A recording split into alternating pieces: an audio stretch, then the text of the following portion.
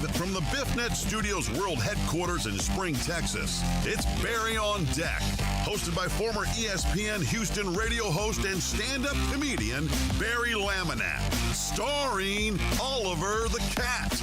Written by Barry Laminack, produced by Barry Laminack, directed by, you guessed it, Barry Laminack. Featuring sports, entertainment, special guests, film sessions, and some drinking. Okay, a lot of drinking. Viewer discretion is advised. And now, here's your host, Barry Laminack. Ooh, what's up, you damn dirty deckheads? Welcome to Barry on Deck. I am your host, Barry Laminack. Thank you guys for being here. I was making sure my mic was working. Today is Monday, November 4th. Heck yeah, 2024. And this is episode number, what the fuck happened to my topics? There they go. This is episode number 862 of Barry on Deck. Welcome to the show. Welcome to the program. Hey, hello. Hi. How are you? Good to see you. Thanks for joining. Thanks for being here. Hope you're doing well. Hope you're having a good one. What do we got going on today? Did you have a good weekend? Did you have a good Halloween? Yeah. All's Hallows Eve. Hey, what is going on? Oh, we got all these subs happening. Holy shit. By the way, Lone Ranger 614. Thanks for the follow 3 days ago, if that is your real name. Alec just resubscribed. Alex said, Barry, greetings from Rota, Spain. I don't know if I did that right. I'm not good at rolling my R's. I feel like I fake it. I don't know if I do it right. I make sounds with my mouth, and I don't know if I'm doing it right. But what up, Alec, man? I hope you're doing good, buddy. I hope things are going well for you. I hope you're safe out there protecting freedom and democracy all over the world. I hope it's going okay. That's Lone Ranger from the remote Thursday. Oh.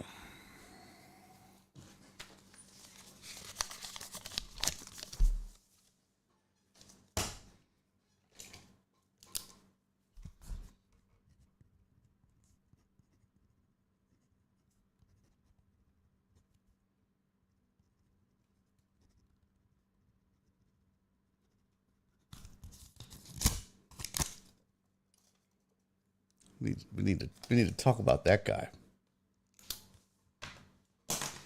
Alec, hope you're doing good, buddy. Hope you're doing well, man. Oh, snap. Thank you for that, Donna, because I had totally forgot about Lone Ranger from the remote. That guy, I have a story to tell you guys. Shut up, Potch. Yeah, that was weird. That was weird. I got to tell you guys about that. That was awkward. I'll tell you about it. I told him I was going to tell you. Cece was like, oh, shit. You just made the show. I was like, yeah, he did. I think it's hilarious you know about it. Cece must have told you, Donna. Or you were listening, I guess.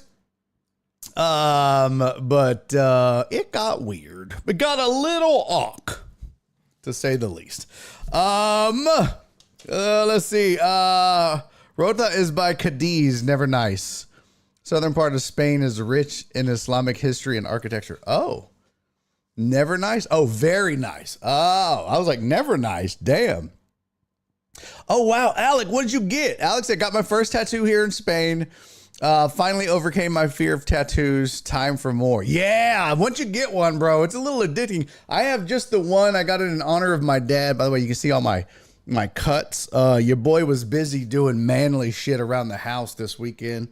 Replaced the sink in the bathroom. Yep. Did that, and then replaced 3 fans on the patio. Man shit. Sucks. FJ, weird ESPN listener? No. Yeah, it was awkward. Dude, Alec, that's dope, dude. What did you get? I want to know what you got for your tattoo. Mine is my dad's, the location of my dad's grave at the Veterans Cemetery. So I want to know what you got. But I got one, and now I'm kind of wanting another one. Now I want to get a cat's butthole on my shoulder. No, I'm just kidding. I mean, I would, but I'm just kidding.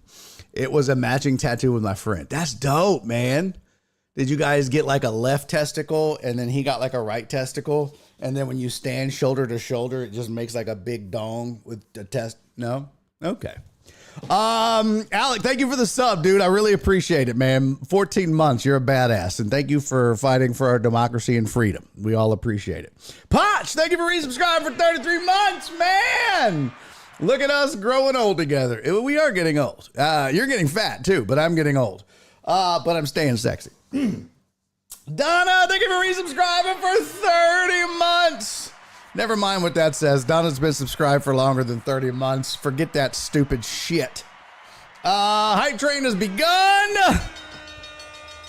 Hype train is upon us, people. I should move that, huh? I should go and find that and move it around, right? I should reposition it. I should take it and move it over there where it should be. Yep, right there. Boop, boop. No, I should move it down there probably, huh? Right there. Yeah. There we go. Did you put some ice on your butt? Oh, shut up. Clarence, you act like you did anything. Shut up. Donna, thank you for that. Mimi! Memesters, thank you for the 13 bits. Sweetie Spoon! Spoon said I hurt my fat. I've done that. I have sprained my fat before. Spoon, thank you for resubscribing for 18 months! Appreciate you, Spoon. Hype train, level 1 achieved. Keith, much appreciated. Keith just resubscribed for 33 months. You guys are the titties, man. You guys are the titties. I have red Gatorade. I've been drinking a lot more Gatorade and a lot less Diet Cokes. Look, not even open yet. Yeah, not even open yet. Total Dallas had a tattoo that says, I love Dak. Except Dak is misspelled.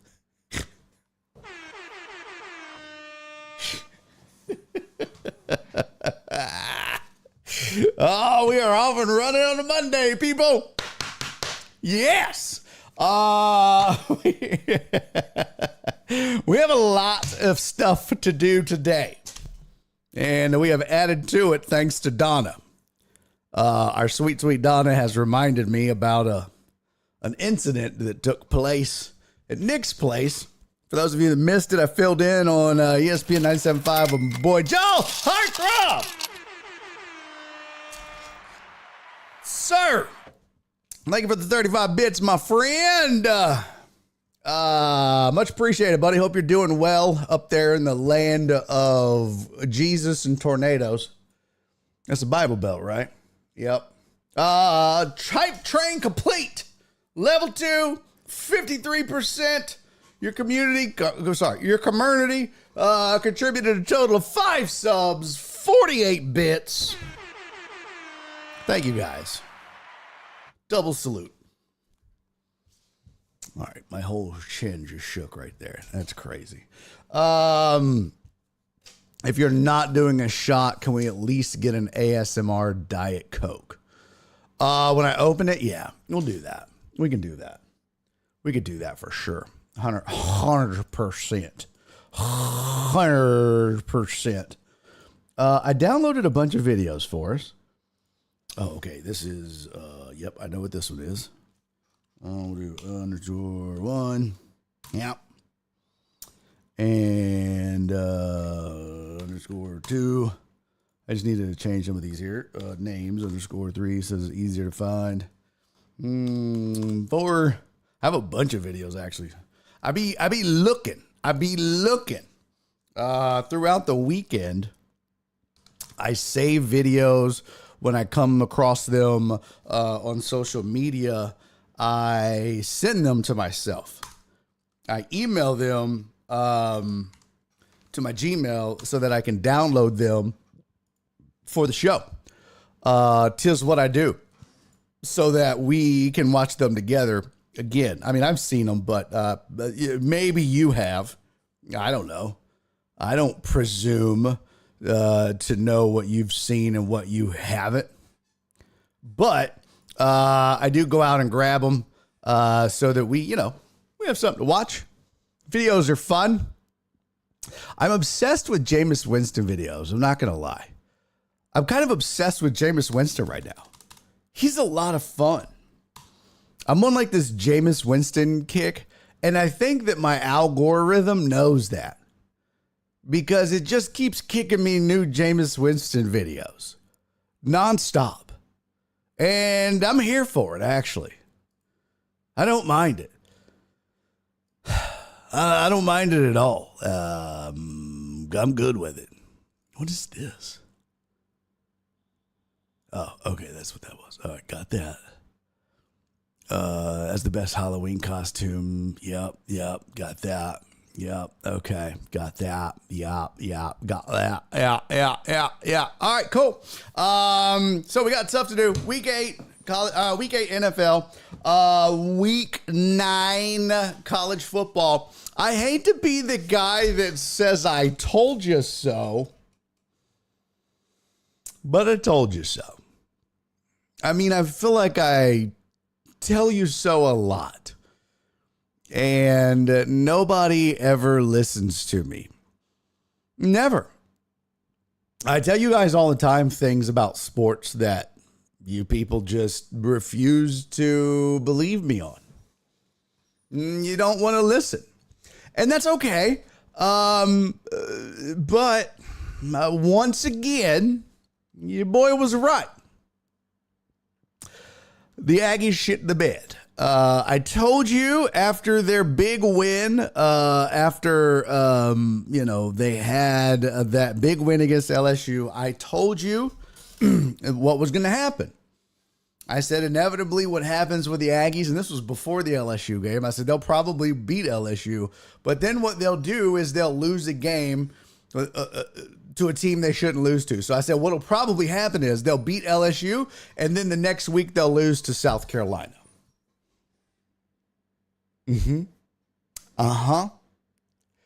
You'd think I'd seen and watched this team since I was 5 years, 6 years old. I mean, for as long as I can remember, I've been an Aggie fan because of my dad. God rest his soul. I love my dad to death. But if there's one thing I hate about my dad, it's that he made me an Aggie fan. And we're going to get into college football. We're going to talk college football, I promise. We're going to get into the whole weekend. But I just want to say that I absolutely fucking hate being a fucking Aggie fan. Oh my God! I'm so sick of rooting for this fucking stupid ass college. I hate it. I hate them. I hate this school. I hate this team. I hate these players. I hate these coaches. I hate those colors. I hate this fucking fight song. Fuck that dog. Fuck that thumb, fuck the gig 'em, fuck the field. Oh my God, fuck everything about that school and that team and that football program. I don't give a fuck. Mike Elko didn't change a goddamn thing about that culture. Do you hear me? Nothing. Oh, Mike Elko's going to come in here and change the culture. No, he's not. He didn't change a fucking thing. He fell right in line with everything else. Win a big game, set expectations, shit the bed, and lose to a team you're not supposed to. Get everybody's hopes up, and then absolutely plummet and shit the bed. That's the culture. That's been the culture my entire life. Nothing has changed. Nothing. I mean, I literally could go out and pull up the schedule year after year after year where they have been relevant and show you where they climb, and then just every fucking year. It's exhausting. I'm so sick of, you know what? I am so glad. I am so fucking glad that I never went to school there, never spent a dime of my money going to that godforsaken school. Oh my God, I'm so glad. Do you know how angry, much more angry I would be? I'm just mad enough that I have invested 45 years of my college football fandom life rooting for that stupid fucking team. I have wasted 45 years of my life rooting for that shitty football team. What have they done? Fucking nothing. Absolutely nothing. They're ass. They're shit. You know what? It's going to be another 45 years before they fucking do anything. They're pathetic. It is ridiculous. All the money in the world, all the talent in the world, all of the opportunity in the world, one of the biggest recruiting bases in the world, one of the biggest, recruiting classes year after year. They have the players and the money, the facilities and the talent and the coaches and the opportunities. And what do? They go out and fuck, I'm sick of it. I'm sick of it. It's exhausting and I'm tired of it. And I'm not a fan that is a bandwagon guy. I don't just jump off of a bandwagon and, oh, my team is losing, I don't want to root for them no more. I have been fucking riding with this shitty ass college since I can remember. But I'm getting close to where I'm just like, man, fuck this team.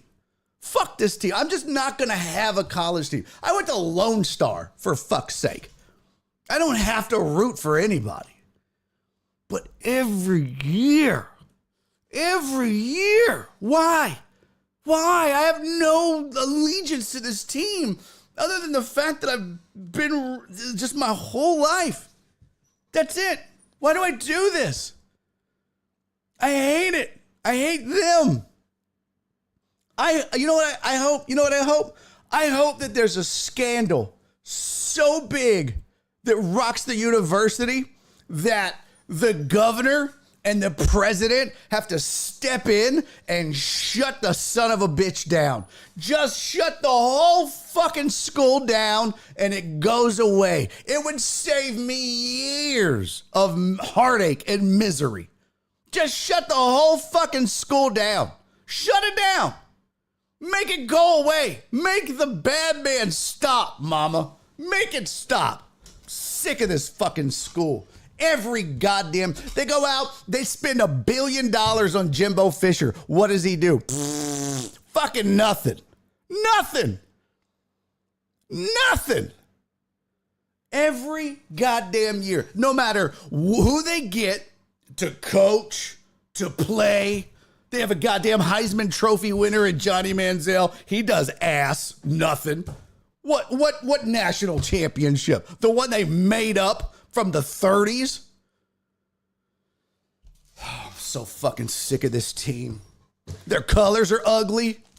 They got a stupid ass dog. Oh, hey, I know. Let's get a mascot. What do you want to get? I don't know. Let's get Lassie. The fuck out of here. Stupid ass fucking school. I'm so sick of this goddamn program. Oh my God. I'm so sick of it. I know. Let's make our colors the one ugliest fucking color in the rainbow. Maroon. You know who likes maroon? Fucking nobody. Nobody likes the color maroon. Nobody likes a dog that looks like Lassie. No one gives a fuck about Gig'em. The fuck this school, man. I'm so sick of this loser ass school. Jesus Christ. It's shit. What do they win? What do they win? What does this fucking school win? Fucking chess? Well, we got a chess title. Fucking good for you.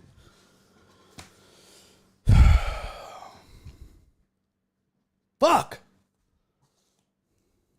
Shut up, Justin. The whole chat could kiss my ass.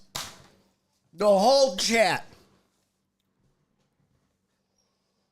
Fuck all y'all. What happened? Whew. Blacked out for a second. What happened?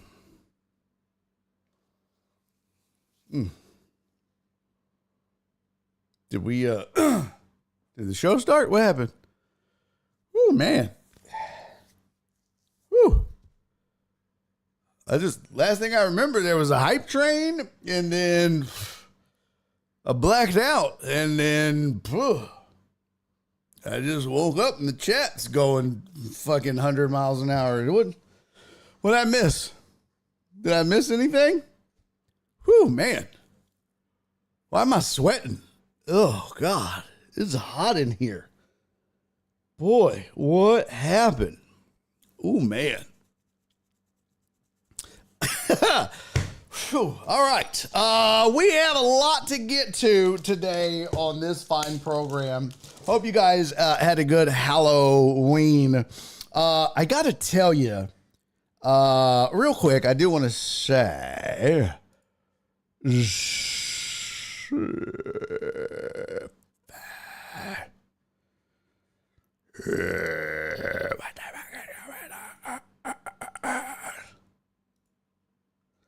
some of my bitch. Oh, excuse me, Lord Jesus. Oh, Lord Jesus. Excuse me. I forgot to download the slides. Stupid ass. I have just the right amount of candy left over. We didn't buy candy.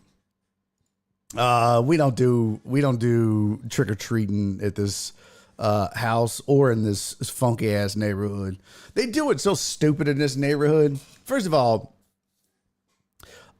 people come from all over to this neighborhood to trick-or-treat, and I ain't about that. Like, if you don't live here, don't come here. Okay? If you don't live here, don't come here. That's all I'm saying.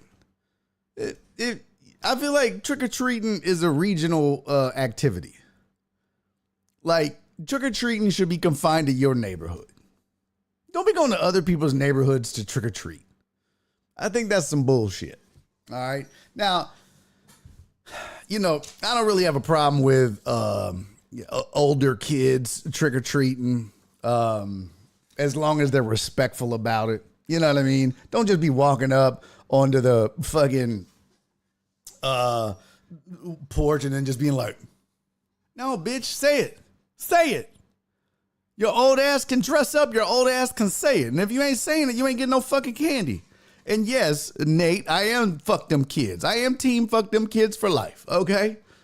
And that's partly why we didn't do no candy. Damn it. What is? Oh, kiss my ass. Yes, I am team fuck them kids. But also they make us jump through so many hoops. I mean, I wouldn't go down and buy candy anyways. In this economy, fuck them kids. First of all, candy's expensive. By the way, did you guys know Shaq has his own candy?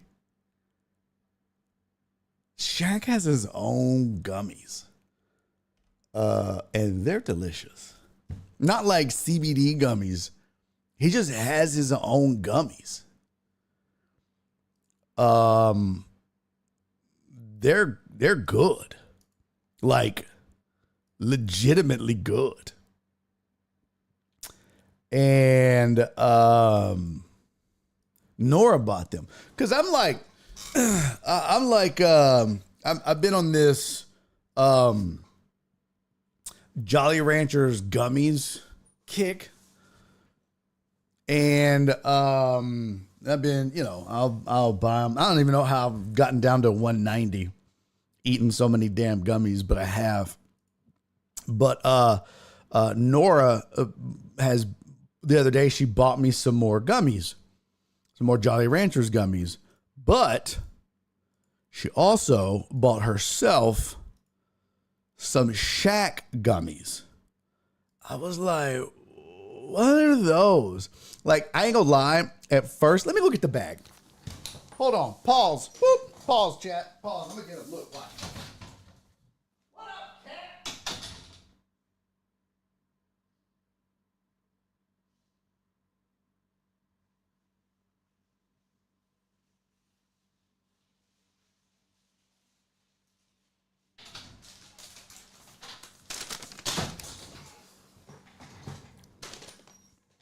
Why in the fuck? Oh, you dirty, dirty bitch.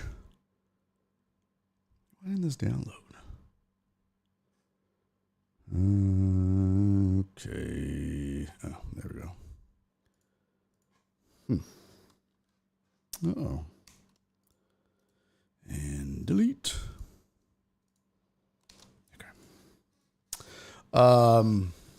So, she bought me some Jolly Rancher gummies, but then she bought herself. Oh, what happened to my scores? I didn't download the scores this week. Is it week 8 in the NFL? It is week 8, right? Or is it week 9? Uh-oh.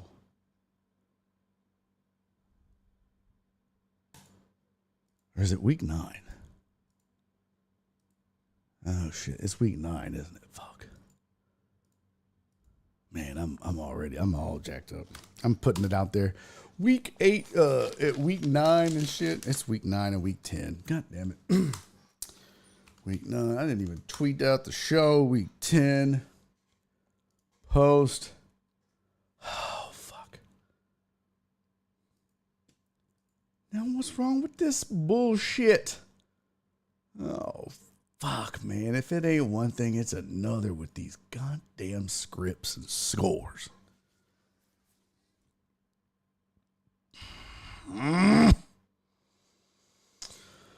Oh, boy.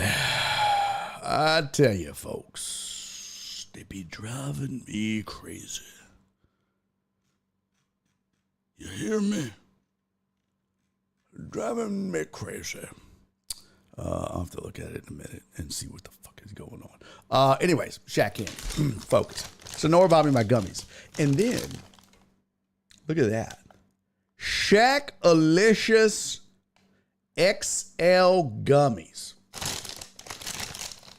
From, look what it says. From the biggest kid in the candy store. Huh? And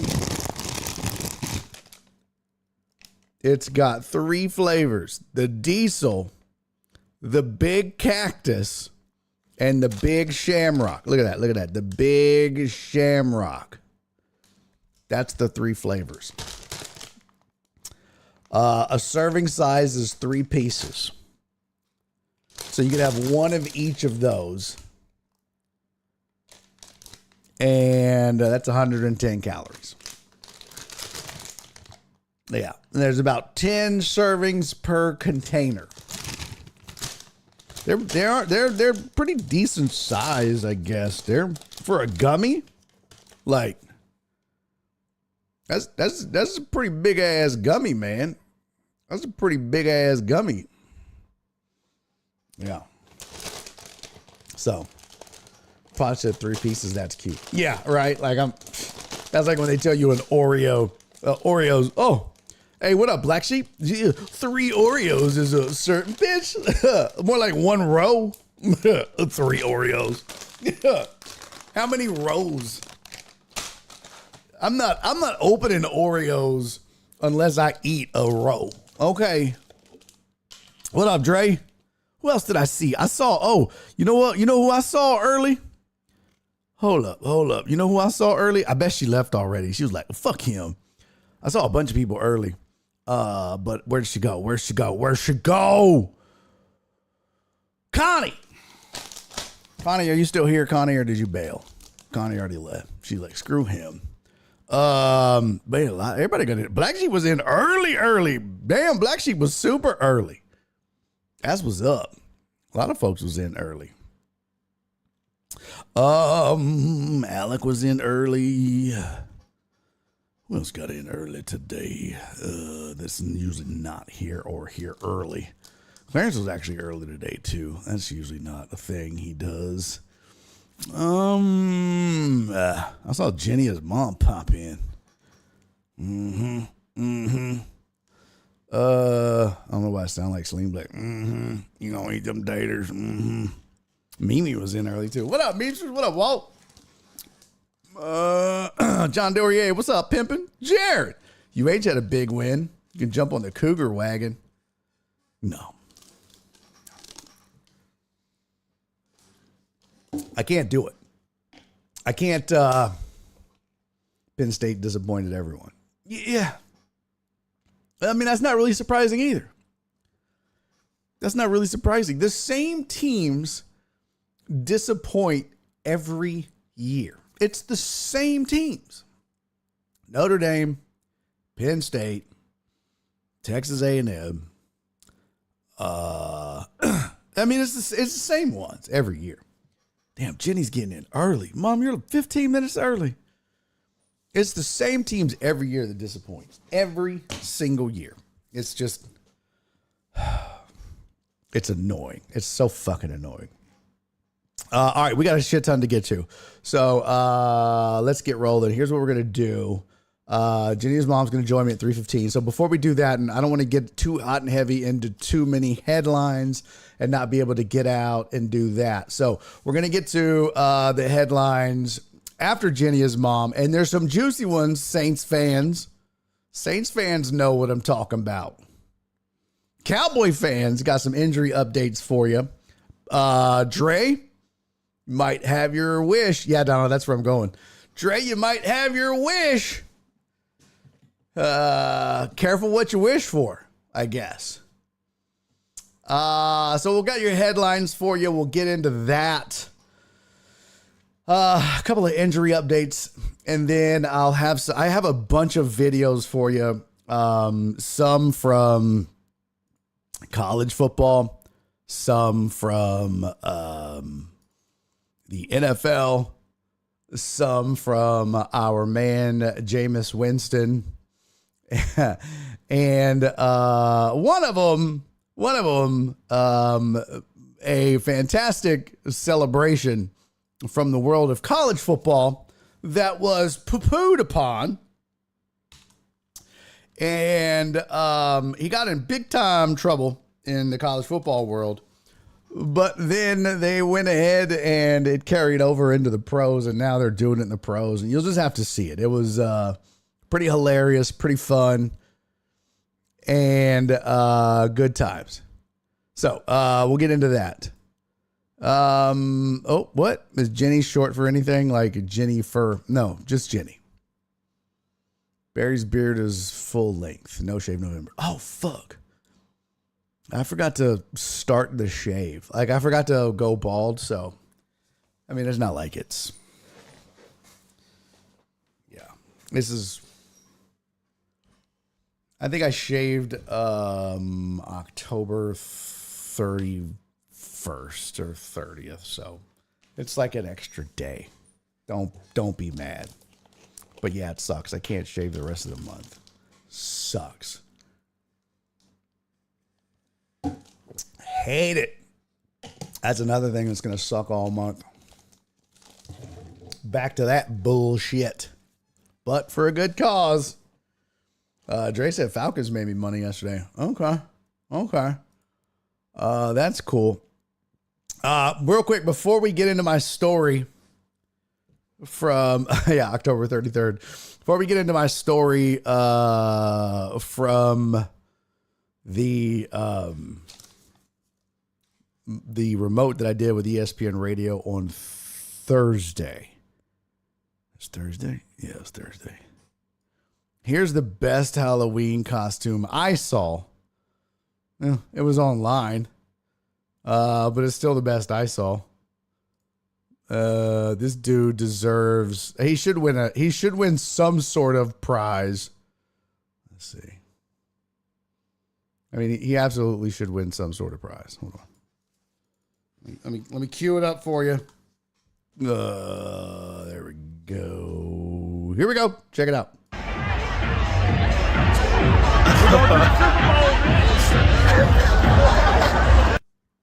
That's so great. I'm sorry. That is just, it's quick. It's but to the point, but you gotta love. I love it. That is just, that's fantastic. Boom. You know that man had to walk around all night doing that too. I bet that man's hips were so sore the next day. He was like, God damn, my hips hurt. I did that shit for 7 straight hours. Because it's not a costume if you're not doing it. You know what I mean? Like, it's just him if you're not doing the whole thing. So if you're just walking around, it's lame. If you're just walking around. But if you're doing that everywhere you go,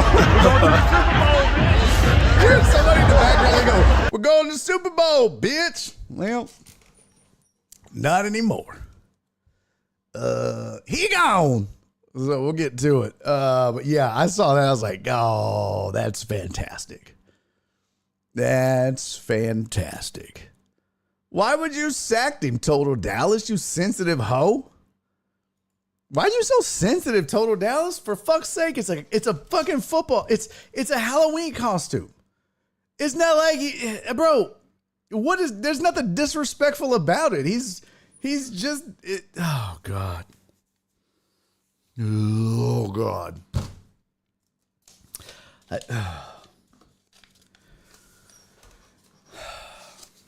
I don't think you understand the difference between like something that's fun and something that's mean. That's fun. That's not mean. That's not. Oh my God. Anyways, so this is what happened. Hey, what up, Booker Chew? Good to see you, pimp. So this is what happened at the remote on ESPN. Agreed is funny. I'm not serious. Okay, thank God. Thank you, Jesus Christ. All right, this is what happened. So as you guys know, I filled in for Jeremy Branham. You're assuming Total Dallas could sack anyone. This is what happened with on Thursday when I filled in with my buddy, my old co-host, Joe Blank on ESPN Radio. All right, this is. You know, some people just are socially awkward and they can't help it. But it doesn't mean that I'm just going to let it slide. You know what I mean? Like if you're just super socially awkward and you continue to make it awkward in front of a large group of people, I'm going to say something. And if you know me well enough, if you've known me for any length of time, you know that that's me.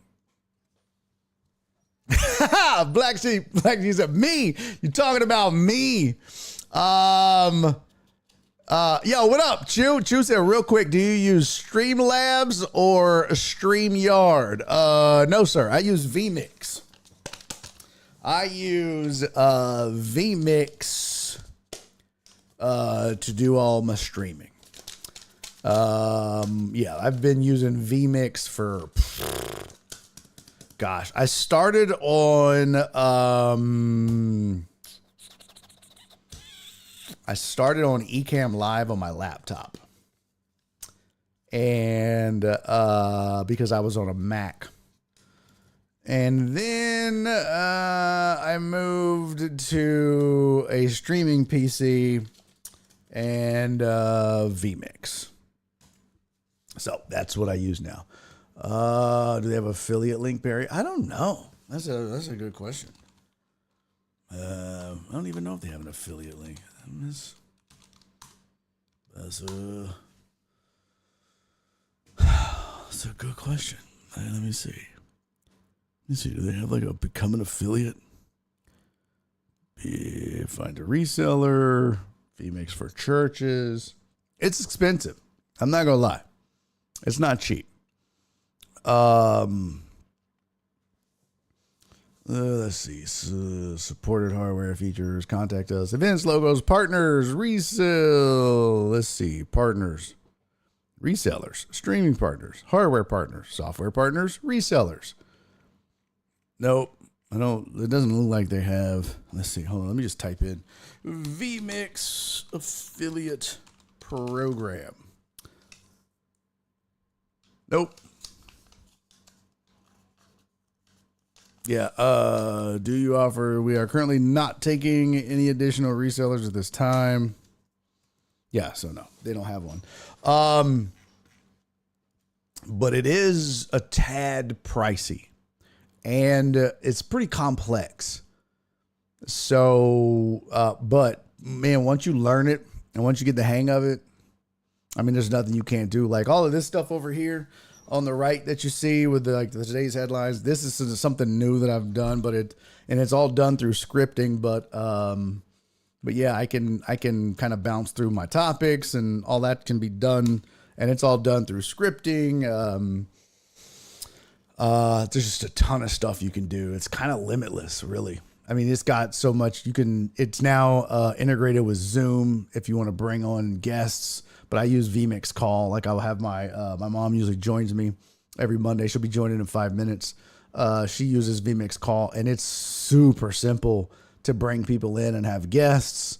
It's even like if you're doing live sports, it's got a replay option, so you can, if you want to redo something that happened live, you can do that. I've never used the replay option, but it has it.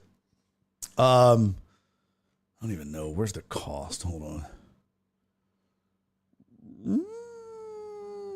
Solutions.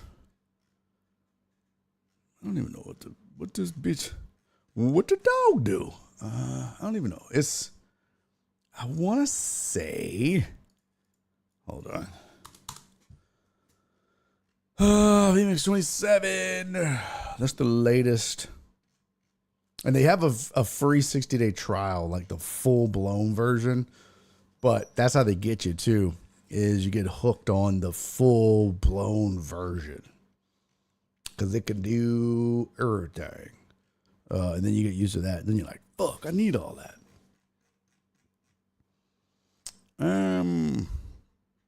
Fuck, I don't remember. You'd have to find it, but I know it's like several $100. Here we go. Purchase.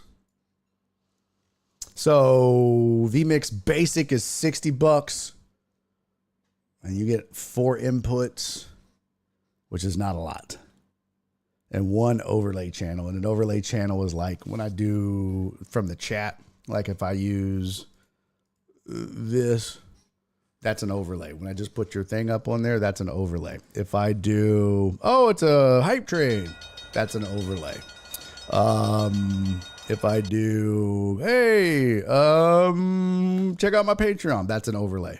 And I can have 4 of those at one time. So I can do that and all that at the same time.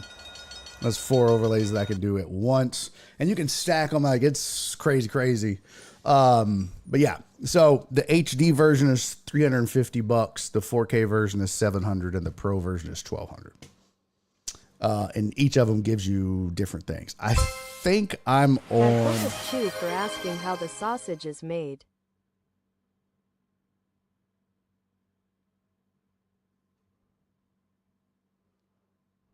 Huh. That wasn't very nice. I forget what version I'm on. I just hit that. I think I'm on the 4K. Yeah, I'm on 4K, and that's $700. But once you upgrade, so like I started on vMix HD for $350, and then once you want to upgrade, you only pay the difference one time, and it's a one-time fee. You don't have to pay it every time. So just the once. So sorry they timed you out, Chew. This chat can be an asshole sometimes when they don't get their way, or they want things to go their way, and they're, whatever.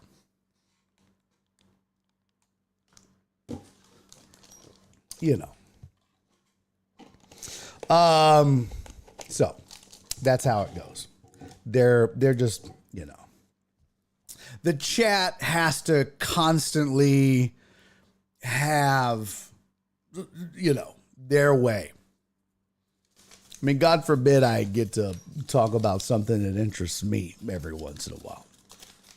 Dance and streaming, monkey. Make us laugh 3 hours straight. Fuck. All right, so here's the story, you fucking assholes. So I'm filling in for my buddy Jeremy Branham. I'm with Joel Blank. We do the remote. I hate you guys sometimes. We do the remote. Sorry, Chew. We do the remote, and we're done. And this dude has shown up. And Joel keeps referencing him as Lone Ranger. I have no idea who the fuck this dude is. No idea. He's dressed in a suit that has... He's dressed in a suit that is also a skeleton. And it's like I don't know.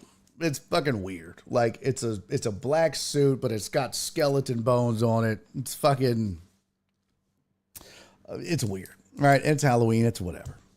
So he's standing in the cut, whatever.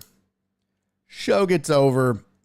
We're done. I help Joel pack up because he needs to get out quickly so he can go help, go be with his kids. What up, Simpus? He can go be with his, what up, QB Vision? He can go be with his kids and trick or treat. And I'm going to hang out. I ordered Nora and I some dinner because I never get to have Nick's place anymore. So I was like, well, I'm going to order dinner. And plus, Todd was like, hey, man, have a beer with us. I was like, oh, okay. So Cece was there. FJ was there. And I was like, yeah, they came to hang out. I'd like to hang out with them too. I always want to hang out with the deckheads. So I sit down. I have a beer. It's me. It's Todd. It's Cece and Mary. And it's FJ. And it's this dude, Lone Ranger. Joe leaves. And it's just us. And Tony, everybody knew that this was going down. What do you mean? Thanks for the invite. Everybody knew that it was going down, bro. We talked about it on air. We talked about it here. We talked about it on ESPN 97.5 on air for 3 or 4 straight fucking hours. But we're sitting there, and this Lone Ranger dude goes, hey, man, I got to be honest with you. I really didn't like you at first. I was like, okay. He's like, yeah, I wasn't a fan. I didn't like you at all. Okay. That's fine. He goes, yeah, I didn't, not at all. Like, not at all. Okay. And Cece was so cute. She was like, ooh, I will fight you. I will fight you. I was like, ha. Cece was like, you lucky you said that. He goes, but you grew on me, but I just didn't like you at first. I didn't like you. I was like, okay, that's whatever. I'm an acquired taste. It's whatever. But Cece was like, I will fight you. And then, then he proceeds to tell me how, and it's weird because people feel the need to do this, and I don't know why. I did learn this though after 7-8 years in radio, that people feel the need to tell you not just what they think about you, but what they think about your peers. And what they think about you, how they thought about, I don't know. It's just, they feel like they have to overshare for some reason. And so he was like, yeah, I liked, he goes, but I also, like y'all grew on me, and I really liked your show. At the end, I really liked it. And then he goes,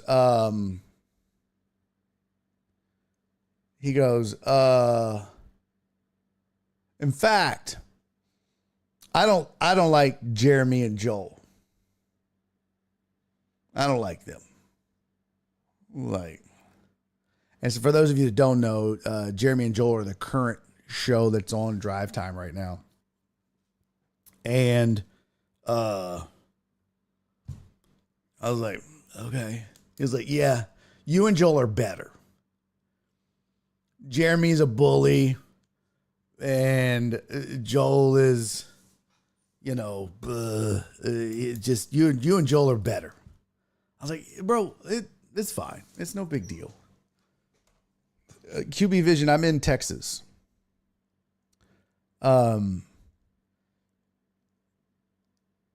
So he goes, yeah, but you and Joel are better. You guys are better. And now, mind you guys, Todd, the GM / sales manager, is sitting at the table. So this is becoming awkward. And he's kind of the de facto program manager. He's kind of the guy that runs the station.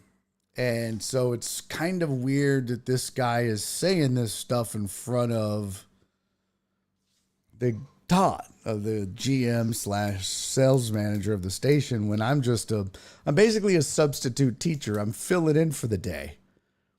And I'm just like, I'm a former employee who's just back filling in.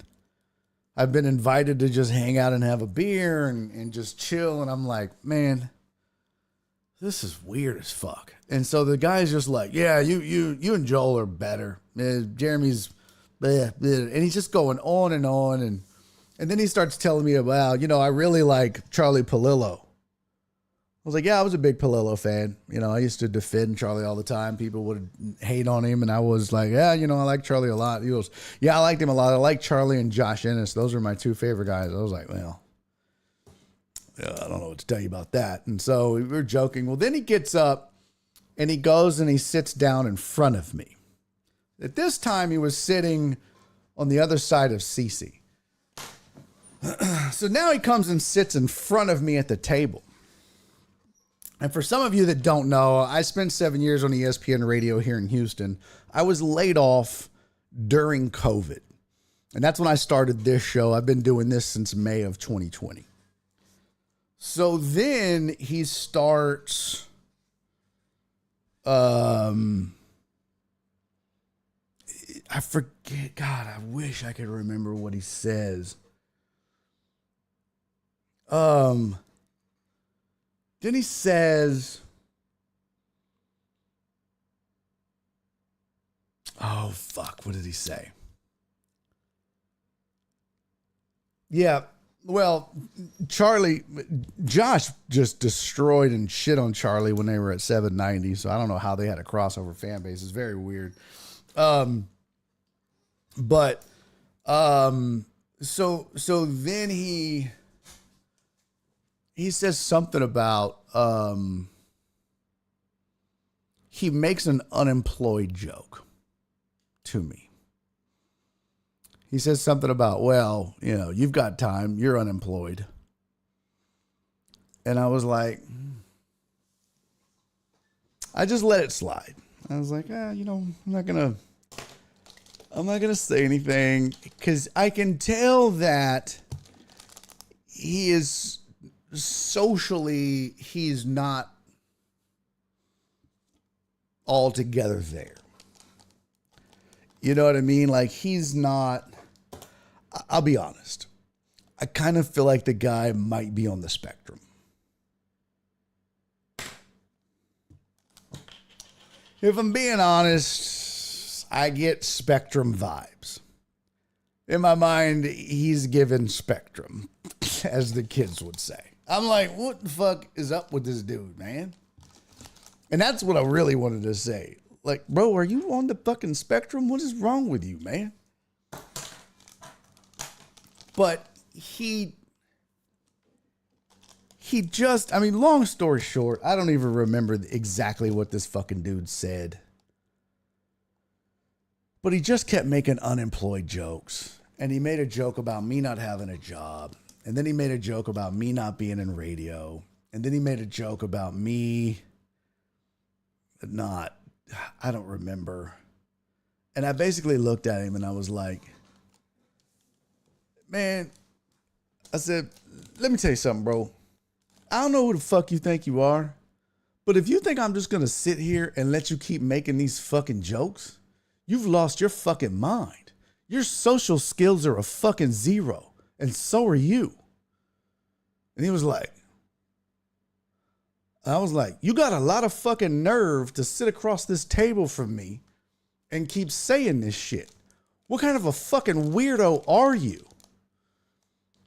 And everybody was like, I was like, you're a fucking idiot, bro. What the fuck is wrong with you? Why do you keep making these stupid ass, lame ass fucking jokes, you fucking weirdo? And Todd starts fucking laughing. Like, what the fuck is wrong with you, man? Fucking idiot. And Cece's like, she's like ready to fight this dude. Because he just kept going and going. I was like, what the fuck is wrong with you, man? I had just had enough.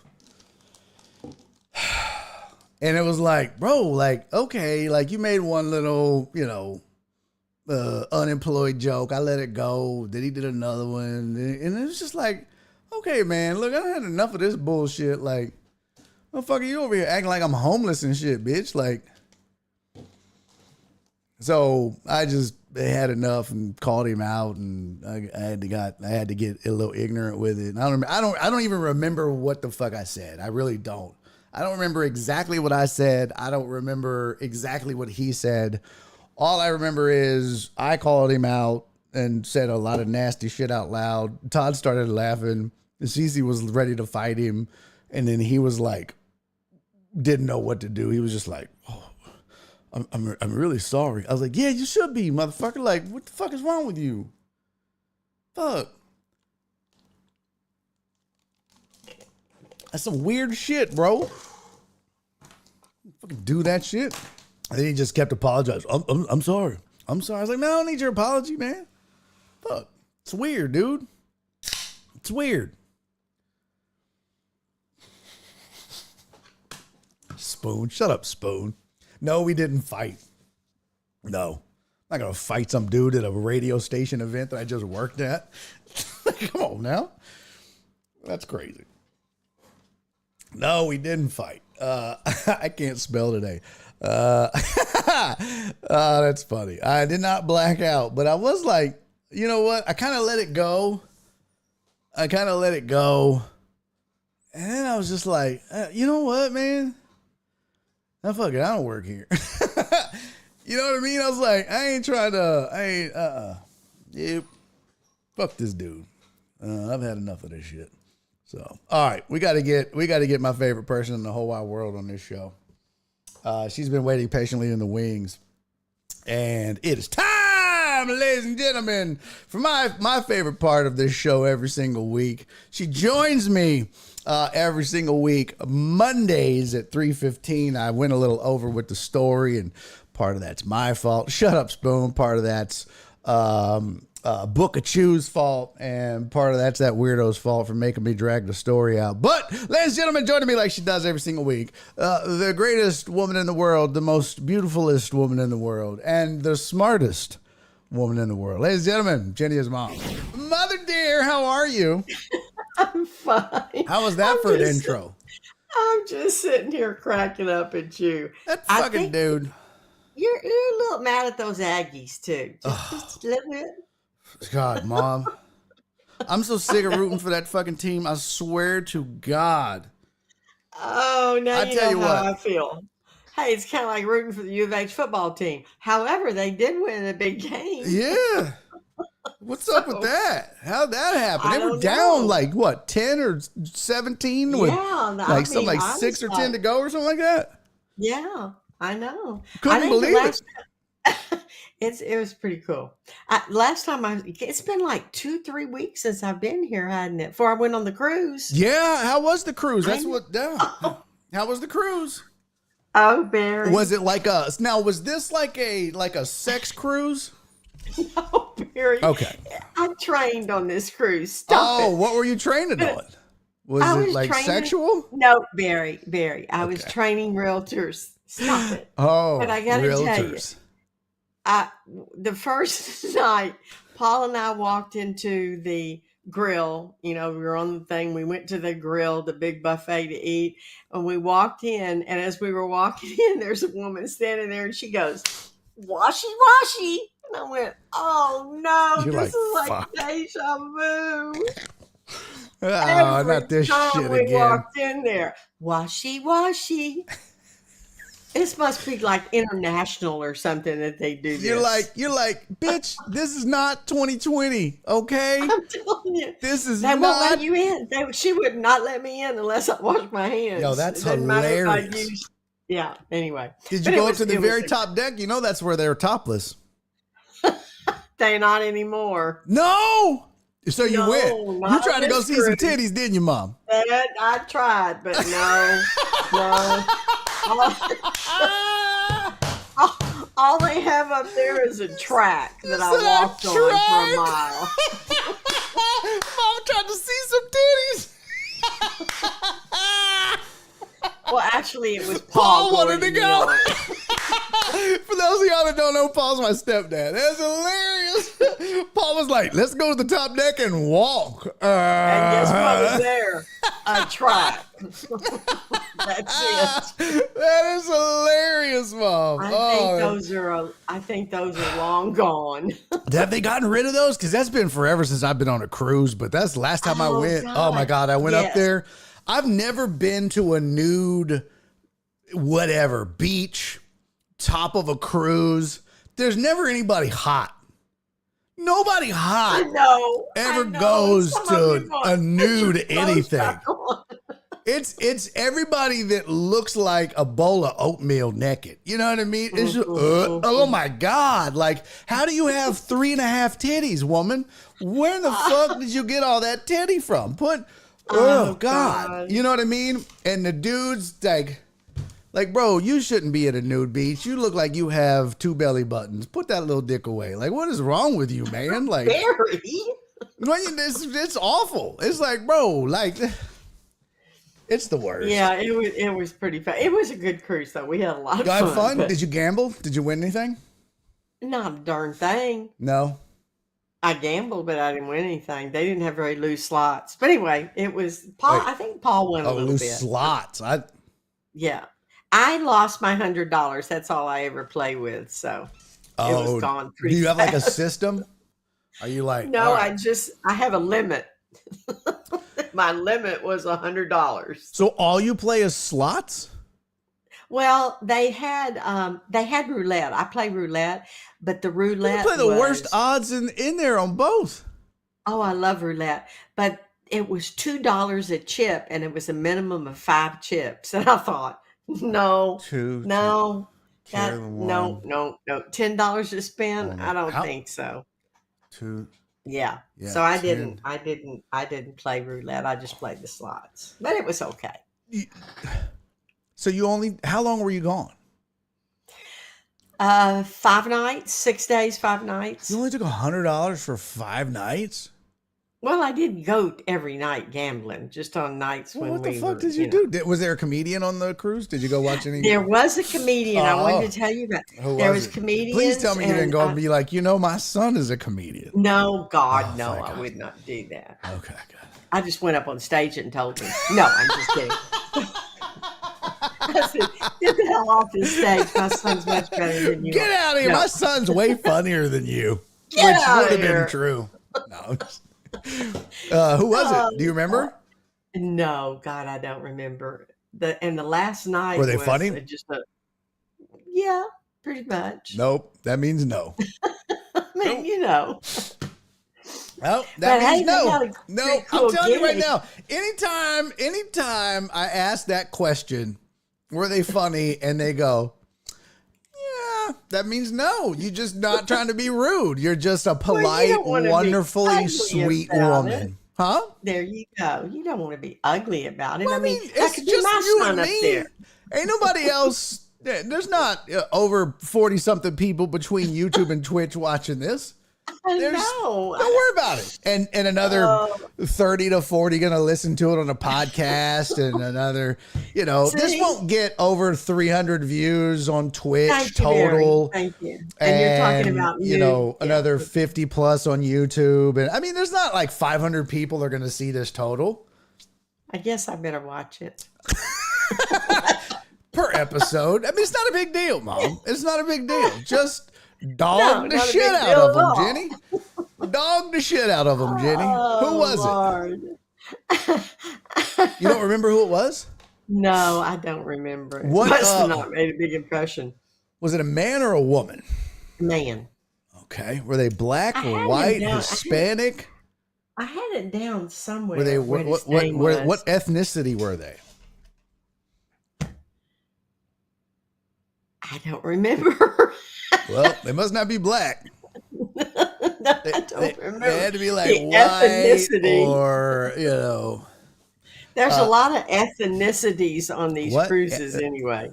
How can they improve you? How can they improve if they don't know they are not funny? Yeah, Claire says, how can they improve if they don't know they're not funny? That's a great point. And why do I have up the wrong thing here? There Well, we go. That's the right one. that is a good point. How can they improve if it's they don't funny, know they're just not funny? real funny, Am I funnier? Yes, Okay. absolutely. I would hate to have to end this right here and like forever. know Never the bring right you back. thing to Oh God, say. no, it wasn't John Wessling. My mother loves John Wessling. She Oh, yeah. loves John Wessling. In Yes. fact, y'all want to hear a funny story about my mom?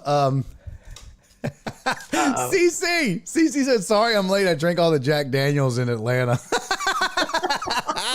Way to go, Cece, that's CC. great. This is so funny. So this is twice now that my mom has done this to me. Once, when I first started in comedy, John Wessling was headlining the Joke Joint, and he gave me a guest set. And I was so excited. My first guest set at a comedy club. I was so excited, and my whole family comes out, and my mom comes out, and featuring for John is this comedian named Rob Mungle.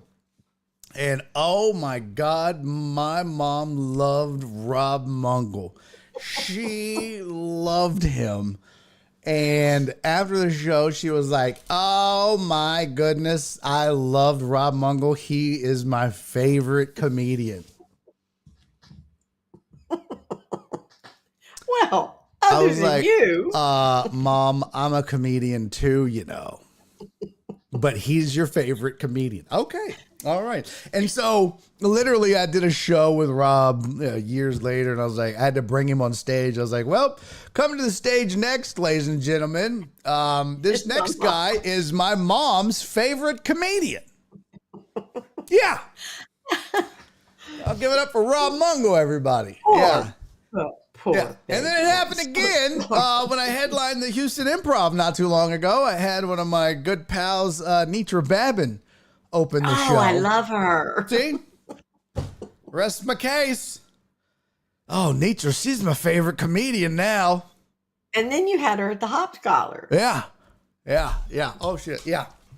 And, So, I bought that little bow from her for my puppy. Uh-huh. Yep. That little pink bow. Yeah. She's a funny lady. She is funny super lady. funny. She's the best. She's going to be on my show this week at Southern Star Brewery in Conroe. Oh, really? Uh-huh. She's going to be featured. In Conroe. Yep. I'll be darned. Will What Loden's day? emceeing. I think it's this Friday. Okay. Is this Friday? well, Is this Friday the 8th? Is that the 8th? Yes. Yep. Friday the 8th Yes. at Southern Star. Okay. Yep. Well, you're going to have to give me all the lowdown on it, time and where to go and all that. Hey, Cece, I told the story since you just got here about me going off on that fucking moron at Nick's place. And I called him out for making jokes and shit and how you wanted to fight him, that Lone Ranger. You know, dude. some people just don't have Yeah. filters on their mouth. No question. Just no Thank you, filter. Spoon said it's okay. I think you're funny. Yeah, Black Monday came early for us. Oh, yeah, it sure did in Saints Nation. By the way, can we talk about this, Mother? What? I don't know about you, but am I just old? Look, CC said, I was like, what an idiot. Yeah, when he started making the unemployment jokes, I was telling him how I finally was like, called him out and was like, hey, man, what the fuck are you doing? Well, it's a good thing I wasn't there. Cece kept saying how she was going to whip his ass. It was fantastic. I would have jumped him. It Good thing I wasn't there. do you get upset that they're already doing Black Friday sales? Well, it is kind of stupid. It's real fucking stupid because it's not Black Friday. Come on. Black Friday is the day after Thanksgiving. Walmart, you can't be running. First of all, okay, I'm about to black out again and go on another rant, but you can't run a Black Friday sale for 2 weeks. It's a Friday. It's not called the Black 2 weeks. It's not Black 2 weeks. It's Black Friday. Well, I know, and they've had Christmas decorations up since Labor Day. Yes. I mean, oh it's God. like, God, it's so commercialized. Oh, it makes me so mad. You know what I mean? Just do a sale. Just do a sale. Just call it the pre Black Friday. We want you to spend all your shit now, and then we'll get you again then sale. You know what I mean? Like, I used to go to those after Thanksgiving. I would go at 2:00 in the morning and be in line the whole time waiting. Oh my God. Did you ever try to fight somebody? I did that once with Taylor, me and Taylor. Did you ever have to check a bitch? Did you ever have to what? Did you ever have to check a bitch? Well, I will tell you that we've been sitting there since probably 1:00 in the morning, and about 6:00, this lady and her boyfriend and a couple other people pulled up, got out of the car, and walked to the front door. I thought there was going to be a riot because we'd all been in line for hours. And people were yelling obscenities at them and screaming at them. And they finally looked around, and I went up to the front door, and the manager was behind the door. And I said, you're going to have a riot out here if you don't tell these people to go in the back of the line. He goes, okay. So he came out and told them. But I'm like, how stupid is that? There probably were 100 people in line. And they just got out of their car and just marched right up to the front door. Wow. People are idiots. I really believe people are idiots. Self-entitled idiots at that. Just rude. Yeah. I mean, just rude. And look, Spoon said those are called Prime Days. Yeah, but call it Prime Days. But literally, I just saw Walmart said that they're having their Prime Day deal, or they're having Black Friday from now until November 11th or some shit like that. It just, I know. God, it drives me. It's the same, and the chat knows this. The people that watch this show know this. It drives me. They do it to piss me off, but they know that I hate this. I even ranted about this on stage once. It's the same people that's like, it's my birthday week. No, bitch, it's not. You don't get a whole fucking week. It's a birthday. It's a birthday. You didn't spend 7 days falling out of your mom's vagina. It's a birthday. Okay, you get a day. That's it. I just hate that shit, man. Just drives me insane. I had the worst experience trying to return my printer. People are so rude, Barry. I don't know what is wrong with this world, but I'm on the phone. I wrote it down for 38 minutes trying to get someone to talk to me about returning my printer I had a warranty on. And when it ended up, I went all through these people, and I ended up back at the same phone number. That's so fucking annoying. And the lady hung up on me. Oh my 38 God. 38 minutes, she disconnected me. So today I marched down to Best Buy, and I said, "May I speak to the manager?" Oh, and she shit. said, Can I tell him She who's says- calling? Karen. That's who, Karen. Yes, it was Karen. So and I'm thinking, okay, I'm not even going to get mad about all the time I spent on the phone with people sending me back to the same people and hanging up on me and all that. So she's sitting there and she's in front of this computer. And I said, are you the manager? She said, yes. And I said, well, I'd like to talk to you about the warranty on my printer. So I'm over here and she's sitting and she just keeps typing. And I said, well, I'll wait till you're finished before I go through all this. She goes, oh, no, you go ahead and talk. I can do this too. Oh, I really wanted to cold decker.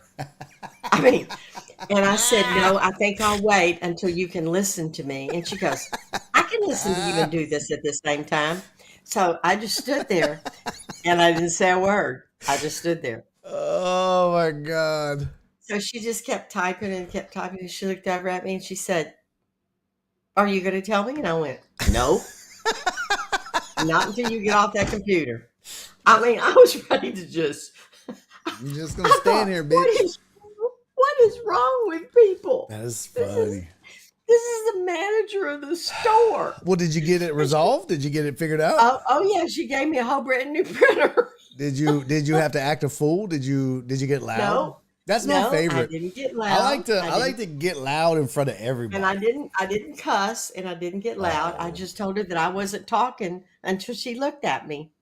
So finally she turned from her computer and listened to me. All I'll say is this. If you ever go to the Solution store off of I-45 here in Spring, don't give them the last name of Laminac. What is a Solution store? What kind of store is that? It's like where you can buy like pest control products or lawn care products. What have you done, Barry? Nothing. Nothing. I'm going to go ahead and tell them my name is Laminac. Did they bar you from the store or kick you out? Nope. Oh, God. I'm sure everybody has their horror stories with these. It's awful. It is. It really is. I sound like an old bullshit. person saying, it ain't like it used to. But honestly, customer service, that is a word nobody's heard of anymore. Oh, shit. Yeah. It's all out the window. Hey, what up, Mickey? Happy birthday, brother. Mickey said seconded on printers being the devil. I am past printers. I want a 3D printer. That's what I want. Oh. Yeah, I want a 3D that would printer. Be cool. I do. I want a 3D printer because there's so much cool shit you can make with 3D printers. Oh my God. It's the coolest shit. I started looking into it, Mom. You can make, there's just it's hard to even describe they have like the different plastics that are like, they have like really durable, hard plastics. They have like plastics that are kind of like malleable and bendable, but they won't break. They have like all kinds of, it's actually really advanced too from when they first came out. And now when they first came out at home 3D printers are crazy good. It's really wild. I started looking into it and like, what does one cost? A good one, probably like a good beginner printer, which is all I really need because I don't know what the fuck I'm doing yet. I want to say probably $400 to $500. Oh, I thought you were going to say 4,000 or 5,000. Oh God, no. And then you have to buy. Who are you plastic talking to? stuff, right? Let me tell you, I don't have no fucking job. Okay. I was going to ask for one for Christmas. A 3D printer? No. I can barely buy you a fucking Yeah, right. Tank Bell jersey, Jenny. I can't even run my remote printer. Yeah, sure. Yeah, you can't even work a regular goddamn printer. No, I can't even print from my phone. I'm still trying to figure it out. Print animated photos. Jared said Barry sounds like a kid trying to sell his mom on getting a 3D printer. I was fixing to say, I think that might be a hint. You think Santa will bring me a 3D printer? Santa's broke. That might be where that's headed. I agree with him. No. Well, I'm rich. I sold 2 houses this week. Oh, rich. get it, Jenny! There's all these plastics, Mom, and they make them, and you wouldn't even ever have to buy me any toys, Mom. I can make my own. It can make all. I can make you all kinds. Mom, I can make you spoons and stuff for the kitchen. You'll never have to buy any utensils ever again. Oh wow! That's so funny. Fuck really, you, chat. only $400 or $500. That doesn't sound too unreasonable. But of course, the plastic is probably $5,000, right? Yeah, it's like the ink, right? Like you buy a printer. Oh, printers are $100, but the ink is like $8,000. Oh my God! The printer, the ink for this printer is like $100 and something. I'm like, good Lord! That's how they get you. That's how they get you. That's how they get you, baby. No, it's funny because it's not Jenny that I have these conversations with. It's Nora that I keep having these conversations with. And I'm trying to convince. It's a little hint you're dropping. Babe, I can make all kind of shit. We could organize the pantry. Hey, she's like, tell really? her that you can make toys for the cats. Oh, that's what you tell her.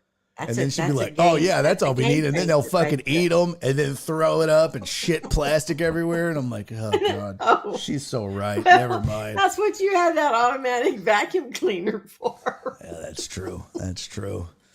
Oh, God. All right, Mother. I'm going to get to some sports. It's so good to see you. It's good to be back. It's good to be in the chat again with the deckheads. I love you all. And I guess go Rockets. The Texans suck. We're going to get to that. Don't get me started on that. All right. Talk to you later. Love you, Mom. I'll talk to you soon. Love you too. All right. Bye. That's Jenny's mom, everybody. She joins me every single Monday at 3:15. And we have a good time. Look at the chat. Good to see you, Jenny. Yeah, and Jenny's Cougs. Big win in football. And look at Tony. Go Cougs. B-ball tonight. Is it tonight? It already starts tonight? Oh, God, I'm not ready for college basketball. I'm just not a college basketball fan. It's just not my thing. It's just not my thing. I freely admit it. Blech. Blech. Blech. Cougars tonight. Yeah, I'm just not a big college basketball guy. Never have been. Never have been. All right, let's get to your sports headlines, and that will get us into the rest of this show. Let's get it.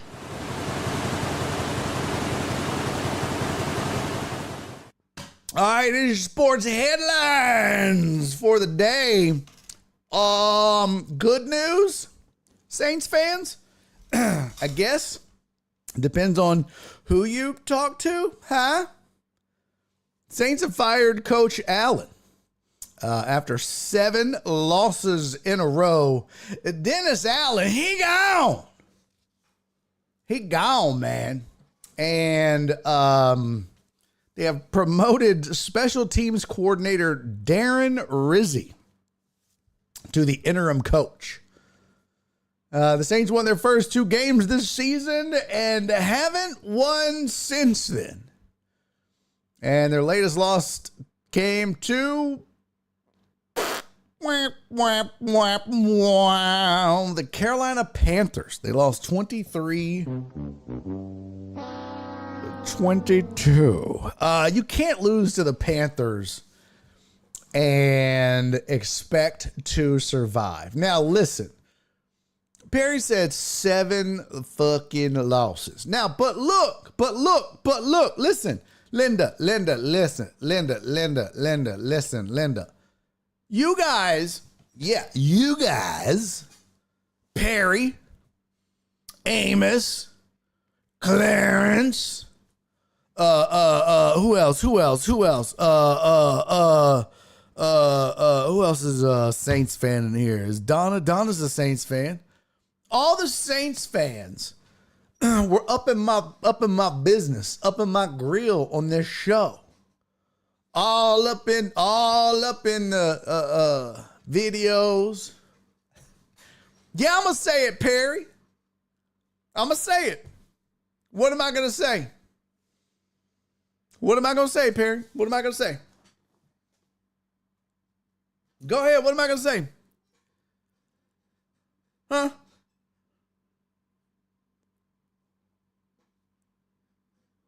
What am I going to say?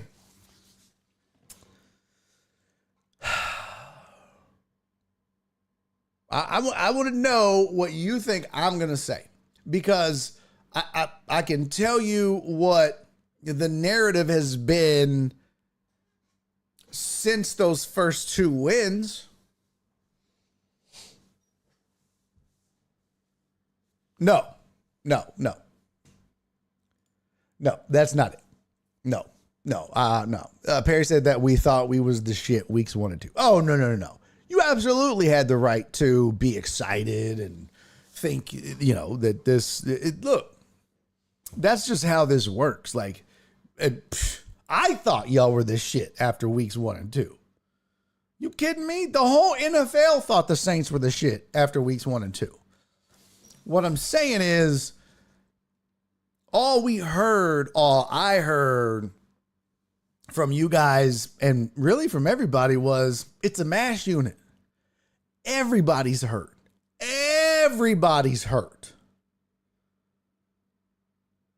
So if that's the case, then why is dude fired? If the whole goddamn team has been hurt, and we know this, why'd they fire him?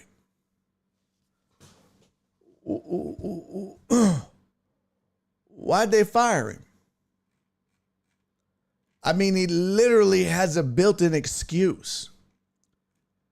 This is they have a chart on ESPN. It says first 2 games they were 2-0, 45.5 points a game, 405 yards per game, allowed 14.5 points a game, a plus 62 point differential. Last 7 games, they're 0-7, have scored 16 points, 310 total yards, and allowed 28 points per game. And then Clarence goes, because he sucks harder than a Vegas hooker. Well, you know what's interesting about this show? Is that every show that I do, this little software that I have, it keeps a log of every chat. So everything you guys post in the chat, I didn't even know this until last week. It all gets saved. I didn't even know that. I was like, well, look at that. Because I was cleaning out shit on my hard drive and freeing up space. I was like, I'll be damned. So I could go back and pull receipts on these bitches. I could go back and pull receipts on these Saints fans who told me, well, we suck because we're hurt. Well, what happened to that? Does Dennis Allen suck? He didn't suck them first 2 games. Clint Kubiak didn't suck them first 2 games. He was a goddamn genius. Everything was rolling. What happened between week 2 and week 3 and beyond? Did he all of a sudden forget how to coach? He just lost it? That's not how it works. I want to pull up the depth chart with injuries for the Saints. I would like to see who is still injured for this team. And I would like to see if we're still looking at a quote unquote mash unit. Let's see. Let's just take a gander.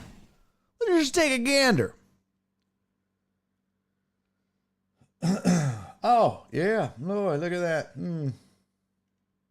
Boy, oh boy. Look at all the red. Look at all the red there. Look at that. Tony, I want everything I typed in here to be read at my funeral. I've deleted it all. I needed the space. I don't give a shit what y'all say. Injuries in football, never heard of it. Perry said he never knew how to coach. Like I said, even with those injuries, games could have been won. CZ said, looks like my fantasy football team. I mean, Marshawn Lattimore out, Rico Payton out, Will Harris IR, Paulson Adebo IR, Kool-Aid McKinstry out, Nefi Sewell out, John Ridgway out, Cameron Peterson IR. I don't even know how to say that name, but he's out. Shane Lemieux IR, Eric McCoy IR, Justin Heron IR. I know Taysom Hill was out for a while. Rashid Shaheed on the IR. Chris Olave is questionable. I mean, look, you just got Derek Carr back. I mean, this was one game with just getting those guys back. Just seems a bit too soon. You know, it just seems a bit abrupt to me, especially when, if you look at the numbers, the way that like the defensive numbers are skewed, there was a lot of injuries on that defense. A lot. Wall said Saints fans were calling for Allen's head 6 games into his head coaching career at New Orleans. That's wild. So safe to say, no matter what, he wasn't going to last. Rashid Shaheed is like 6 of those listings. I mean, he's a wide receiver there, and then he's down here at punt returner, kick returner. That's it.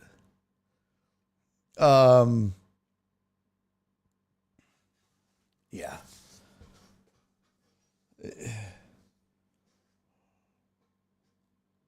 I guess he should be one of the starting wide receivers. I just find it interesting. If you just don't like the guy, okay. I get it. There are some guys that fan bases just...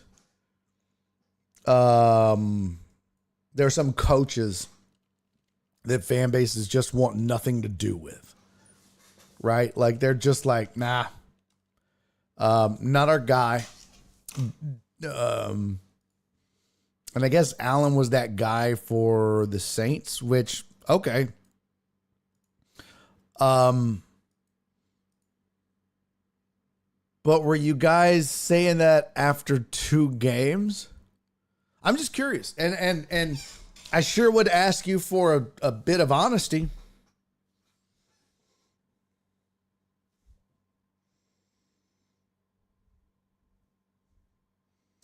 I don't believe you were. I don't believe Saints fans were saying that 2 games in without knowing what was about to happen. Without knowing all of the injuries that were about to occur and what was about to take place. But when you look at that offense and what was rolling, that defense and what was rolling, and then the wheels fell off. And then all hell broke loose. And it happens. Look at the Texans. Oh, I mean, look how good the Texans looked. And then all of these injuries have started racking up, and the Texans look vulnerable. The Texans look sus. Now, nobody is calling for D'Amico Ryans' head because he's beloved in this city. But if he wasn't, I mean, people are calling for Bobby Slowick to be fired, which I think is absolutely stupid. But it's amazing that when shit doesn't go your way week over week based on injuries and other factors beyond everybody's control, people all of a sudden assume that these guys can't coach, like they've forgotten how. And that's just not the case. That's just not the case. I'll give you a good example on the flip side. Bill O'Brien never knew how to coach. That's why they were always 9-7. He was just good enough to be 9-7. AFC South champs. I mean, they were just good enough to be just okay. That's it. He was never great. He was never terrible. He was just never great. And that's all he was ever going to be. I don't know. Nico coming back in week. Yeah, if he's still on schedule, Simpus, he was on schedule to come back next week. Which, God, they need him badly. Yes. But more than that, they need a left guard. They're fine, I believe, without Nico and Stephon Diggs for another week. If they can protect CJ. Honestly. If they can run the ball, which they can, as long as they can make the defense respect. Not even, you don't need 350 yards passing. You just need the defense to respect your passing game. But if you can't protect CJ Stroud at all, which they have not been able to do for the last 2 weeks, then no. It doesn't matter. I don't give a fuck if you go and, bring Andre Johnson out of retirement. It's not going to matter. You can go look and get Billy White Shoes Johnson and Ernest Givens. Bring them back. It's not going to matter. If you can't protect CJ Stroud, I don't give a shit who you run out there. None of it is going to matter. They have got to fix the sieve that is that offensive line. And until they do that, I don't give a shit who's on that receiving core. So, yeah, I think if they fix that, if they can figure that out, then they could get by with Tank Dell and Robert Woods and, Mechie and Dalton Schultz as their receiving core, because Joe Mixon could run the ball and defenses would have to respect that and the passing game. But as is, nah. They don't have to, because Joe Mixon is all they got, and they know that. So they load up the box and blitz. Yeah! Booga Chew! Did that not pop up? I don't think it popped up. Oh, Mixon is so good. I love Mixon. I didn't think I would, but oh my God. Mixon gives me boners. Mixon is running like oh my God, dude, when he looks for contact, I literally have to watch Texans games in a cup because I just get nervous that my boner's going to show. It's so good. This is forever timed me out earlier. Did it show? Okay. I was like, fuck, is it not showing? Appreciate the raid. Chew! Much love, homie. Welcome in, Raiders. Welcome in. Coming in on the Book of Chew raid. My dog. Welcome in, Chew. Sorry about them. They don't know how to act sometimes, Chew. They don't know how to act. But hit me up, homie. If you got questions, I'm happy to answer them. Not now, obviously, because, selfish asses. But yeah, hit me up. Message me on like Twitter or just hit me up on Twitter and shoot me a message. I'll help you out with the VMix. Happy to do that. Always helping people out.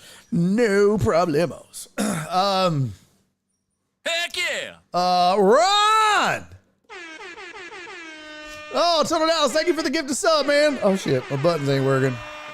Like 1.5 seasons of Dominic Davis. Oh, there's a blast from the past. It's fun. We've only had short stretches of incredible running backs on this team. Arian Foster. Yep. That's about it. Say. Thank you for the 2 bits, sweetie. Not that I'm ever drinking again. I will give it to Atlanta. They had double Jack and Diets for $16. Damn, CC. Oh my God, girl. I bet you are struggling. God, did you go to work today, CC? And how many did you have? Whew, shit. I only had 11. Oh, God. I can't even imagine. 7 a.m. flight this morning. Oh, God. Yeah, Kirk Cousins is the man. Looking good. Anyways, sorry. I got to get back on track here. We drifted into Texans from the Saints. But I will say, the Saints season is washed. I puked 167 times. Oh, man. That sucks. Amos, you're such a dick.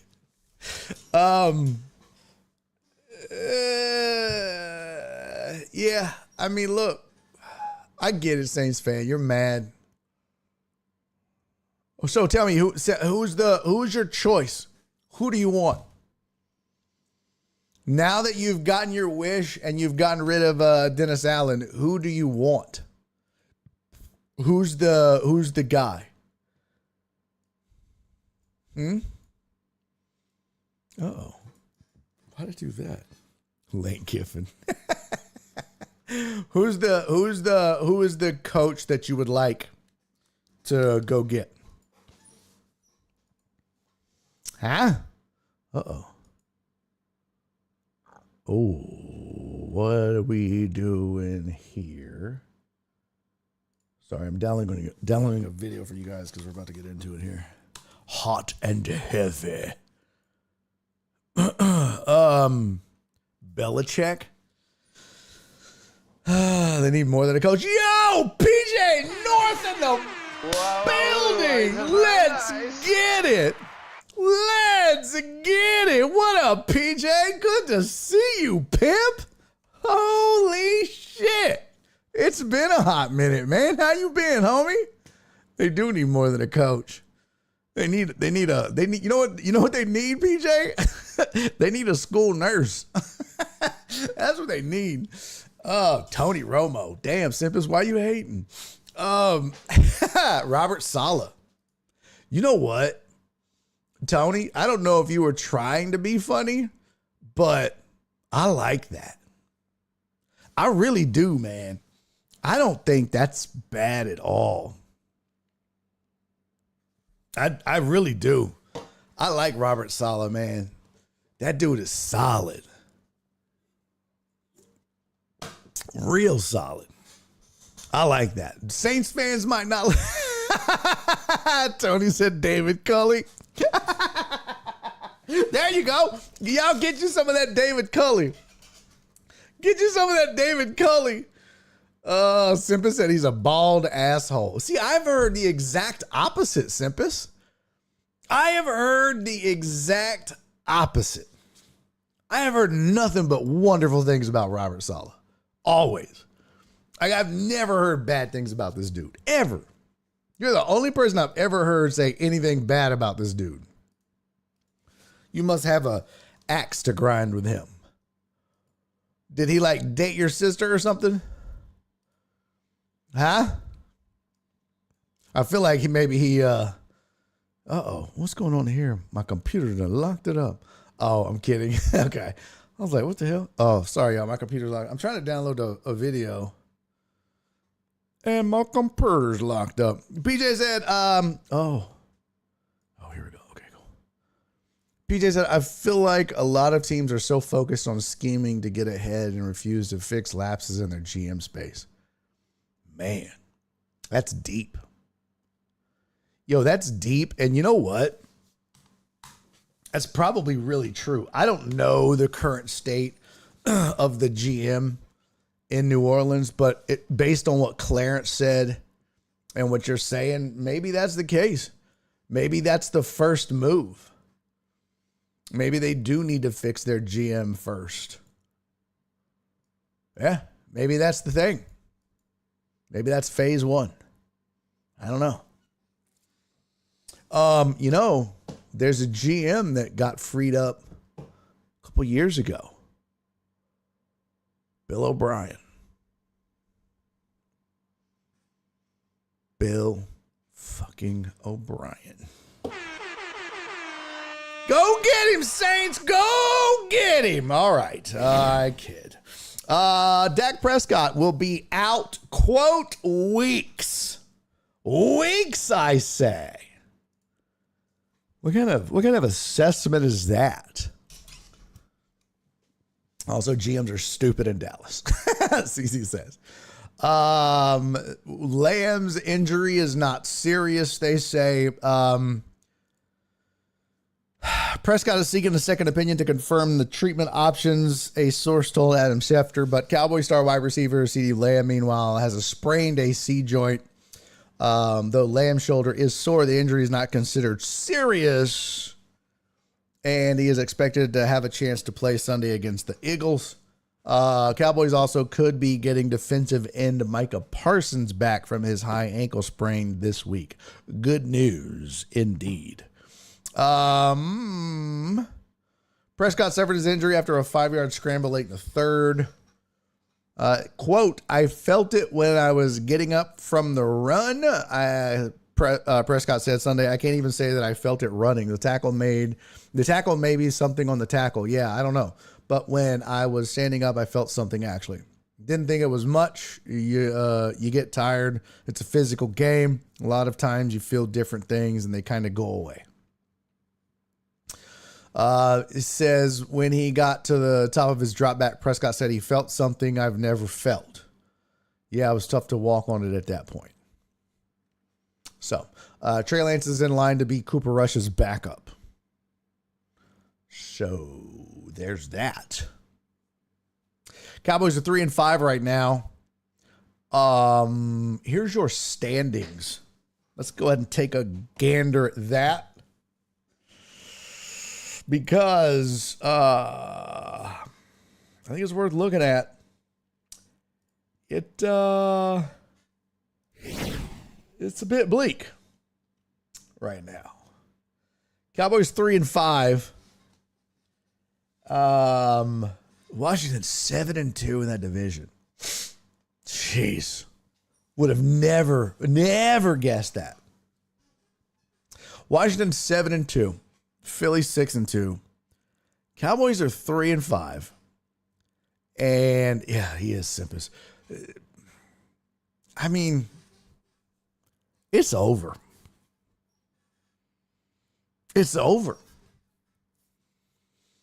Has that reality set in for you, CC, Cowboy fan? Total Dallas? And I'm not being a dick. I'm saying, like, I mean, with no Dak Prescott, you're getting Micah Parsons back. It's true. I mean, she's a realist. She knows. She knows. You've had lost Micah Parsons. You've just lost Dak Prescott. I mean, you've got a banged up CeeDee Lamb, who's probably going to have shoulder problems all year. The run game has been iffy.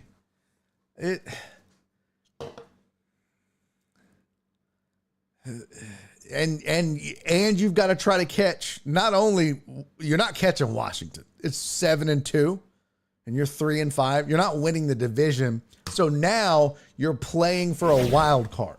Well, let's see where that is.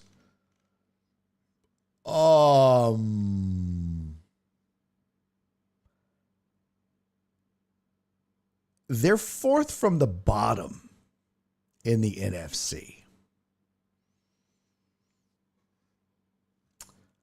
They would have to leapfrog Seattle, San Francisco, the Rams, the Bears, Tampa. Like,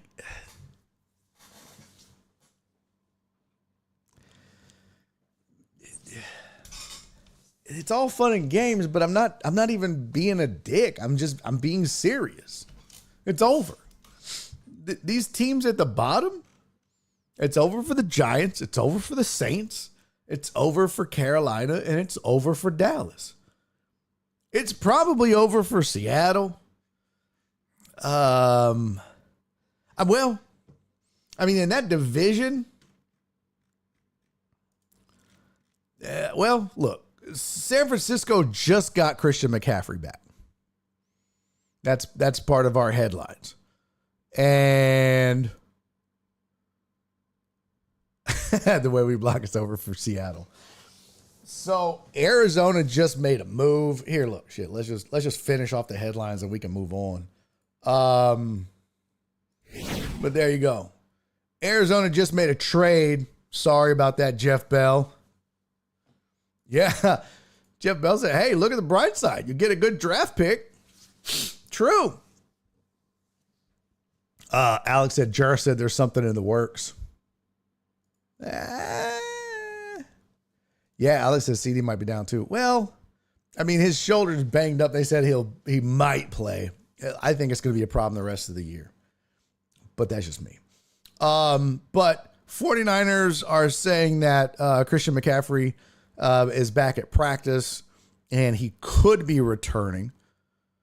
So if that's the case, now the Niners are getting healthy, which they haven't been all year. They haven't had him all year. So now the Cowboys are getting unhealthy as the Niners are getting healthy, and you're trying to catch them as one of the teams. I mean, look, it's just being real here. I'm not trying to be a dick. And another team you're trying to catch right over there, the Arizona Cardinals just went out and traded to get some pass rushing depth in Baron Browning. I mean, he's not. They didn't go out and get Reggie White, but they got some pass rushing depth. He's not. I mean, you tell me, Jeff Bell. He ain't what do you have, 4 or 5 sacks last year? He's not a killer, but ain't that the truth? PJ said CMC going to have to play wide receiver now that Mason has taken over and Ayuk is out. Right? Texans need to hurry up and trade for some interior alignment. Bro. Right? Jeff Bell said he's okay. Yeah, I mean, he's depth. He's quality depth. Because the Cardinals know they've got a real shot. They're 5-4. Rams are 4-4. But here's the scary thing. I want you to notice something here. In this division, they're all locked up right here. The Niners are the only one with a plus-minus differential that's in the positive, that's in the green. And that says something. They're the only team, even though they're at 500, they're the only team in this division that is outscoring their opponents. They're the only team that is scoring more than their opponents. They're holding their opponents to less. I mean, it's telling. Now, look, could there be like one blowout mixed in there one way or the other? Sure. But in general, gives you a pretty good indication of what a team is and who these teams are. Most of the time, teams that have a positive plus-minus differential usually have a winning record. Teams that have a negative usually don't. I mean, you can see right here, Cowboys and Giants have a negative. Philly and Washington have a positive. Detroit 7-1 with a plus 110. Everybody in this division has a positive. That NFC North has been juggernaut all year, even with Chicago sucking it up the last 2 weeks. So San Francisco didn't have to make a move at the trade deadline, but they got CMC back, so it was like they did. So Arizona made a move. The Rams got Cooper Kupp and Puka Nacua back without making a trade. Although Puka Nacua just punched the shit out of somebody, so we'll see if he gets suspended. Yeah.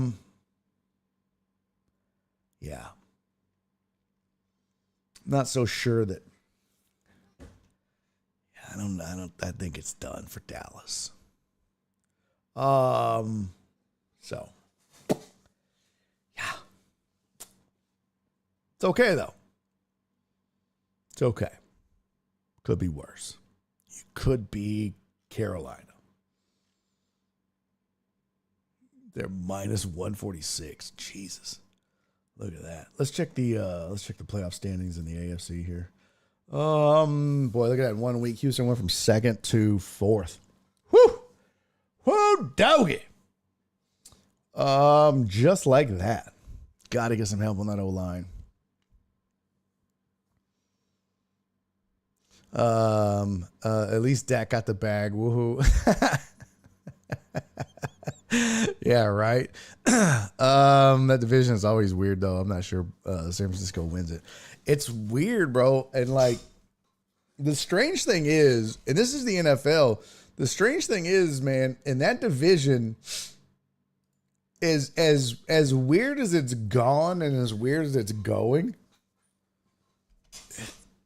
Dude, Seattle could very easily. I mean, Seattle could just as easily go on a run and win that damn division. Geno Smith has it in him. He's proven it.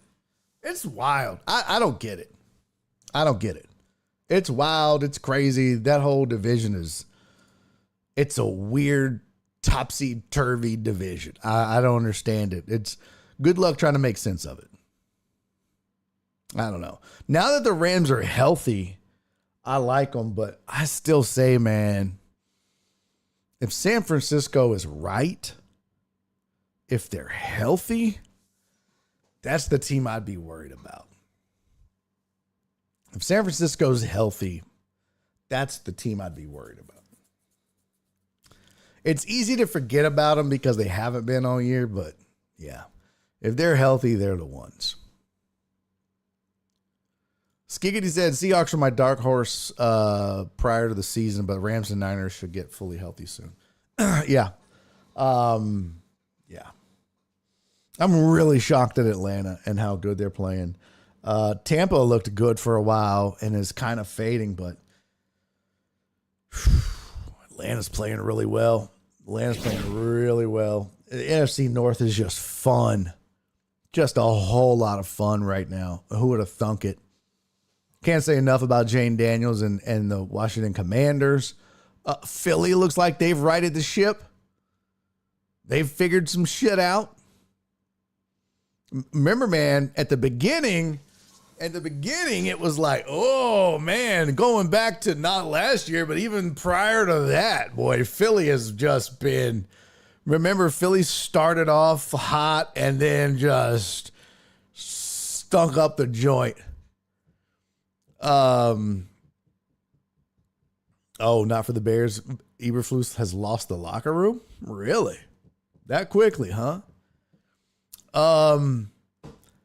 But yeah, it's amazing how that works because you know what's funny, Mark? They literally, Linda, listen. They literally said the same thing in Philly. They did. They said the same thing in Philly in like week 3. And you remember this? We talked about it on the show. They said the same thing because they talked about how it was after like I don't know. Let's see. What loss was it? Let me pull up the full schedule. It was week 4. I want to say it was maybe it was week 2 or week 4. But it was one of those losses. And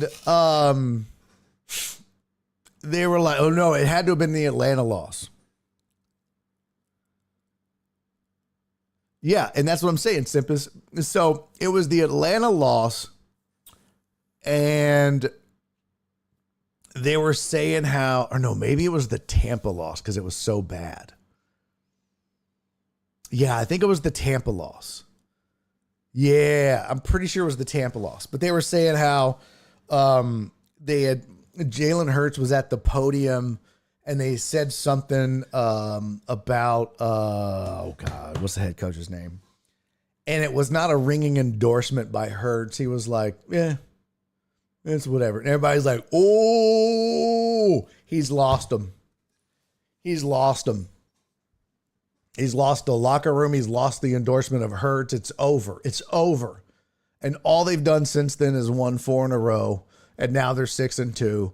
And they're balling out. And Hurts is, playing his ass off. And they're winning. And, and plus it helps that they've been playing shitty teams. And that's sometimes all it takes. Sometimes all it takes is a lucky schedule. My God, you got some shitty teams coming up. Whew. Thank God.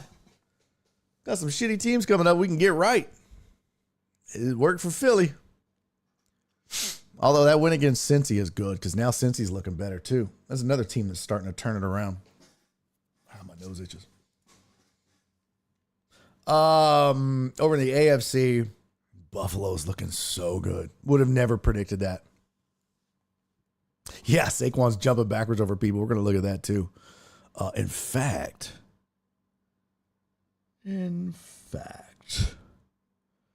as a matter of fact, don't. As a matter of fact, let's just, if you missed it, here's one of the most ridiculous things I've ever seen on a football field in my whole stupid, dumb life. And I mean ever. This is not me speaking hyperbolous. Is that a word? I think I just made that up. Yep, pretty sure I just made that up. This is unbelievable. This is your boy Saquon Barkley. And hold on, pull it up here. Ooh, okay. Oops. Son of a bitch. Okay, reset. Everybody just chill the fuck out and reset. Oh my gosh, just fucking reset, would you? All right. This was this week, Saquon Barkley. I don't even know how to describe this. We've all seen highlights of players jumping over other players. And when you see it, it's always like hyperbolous. It's because I'm a genius. We've all seen it, right? I mean, you watch enough football, you see a guy hurdle a guy. No big deal. This is next level shit. This is, just watch. Shut up and just watch.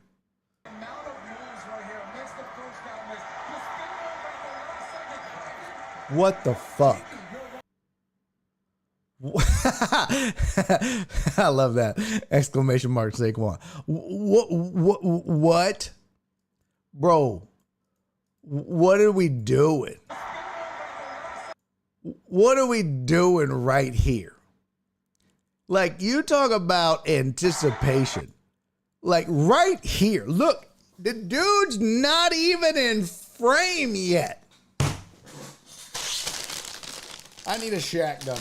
What?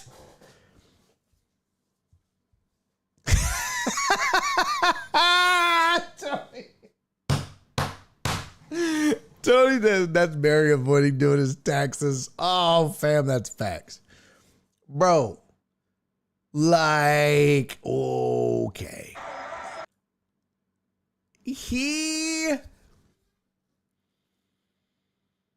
There are 3 people watching this on the Jags.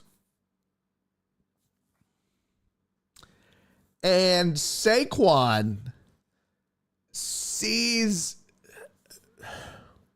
it in his mind before it happens, leaves his feet, turns, presents his butt like a cat. You ever scratched a cat on the butt? You know how when a cat You know, they when they put their ass up, it's called presenting. And it's so they put their ass up real pretty. It's so that the mate can get up in there and make babies. Saquon just essentially presents. Boop. Bro.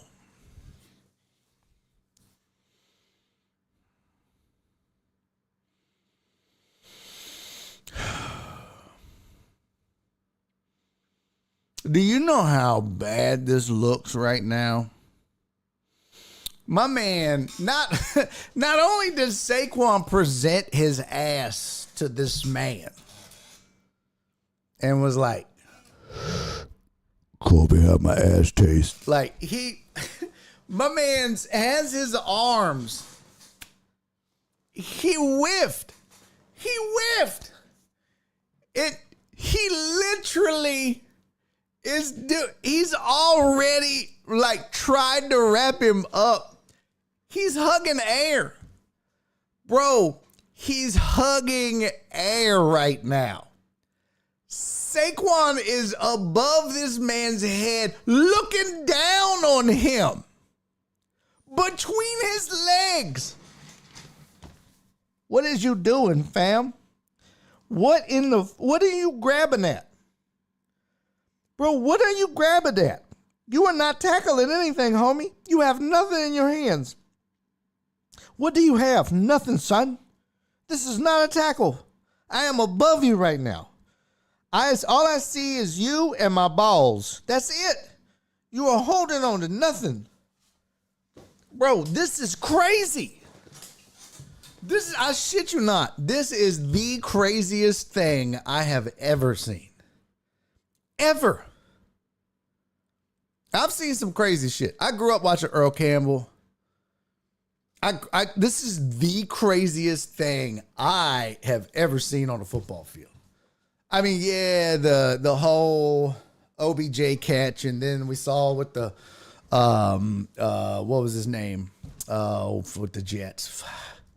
I hate that I'm so bad with names. Oh, what a spectacular catch he is, Texans. Garrett Wilson, which, by the way, you still trading them Jets? Remember how Aaron Rodgers wanted Garrett Wilson gone? Get him out of here.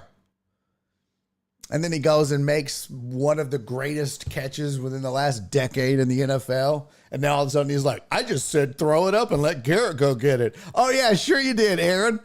You said throw it at the same guy you wanted to get rid of? Fucking liar. Anyways, I digress. Bro, he's just literally levitating above him, looking at him, grabbing on air. Do you know how much this man is going to get made fun of this week when they review the game film? Then be like, what the fuck are you, 22, what are you doing? What? Oh my God, bro. Like, and what's crazy is, so 33 whiffs. I mean, if you think about all the missed tackles, who's that? That was 3. 33 ate ass 2. That's bad. Like, that's straight up, that's, what do they call that? That's hit stick. Yep, that's just B. You just hit that B button real fast. That's the B button.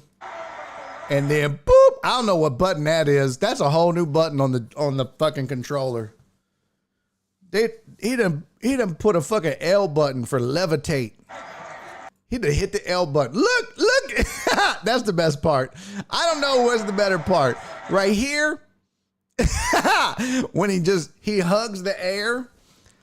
I don't know if that's the best part or if that's the best part. When he's like, "Ow! What was this? Who did you try to shoulder shimmy?"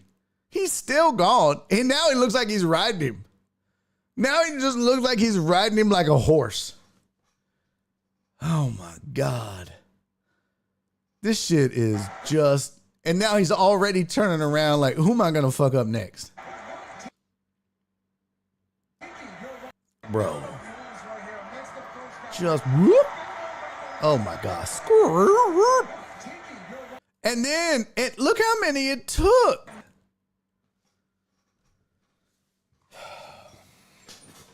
Bro, if that does not make play of the year in sports with the ESPYs at the countdown of, you know how every year they do the countdowns of the greatest sports plays of the year.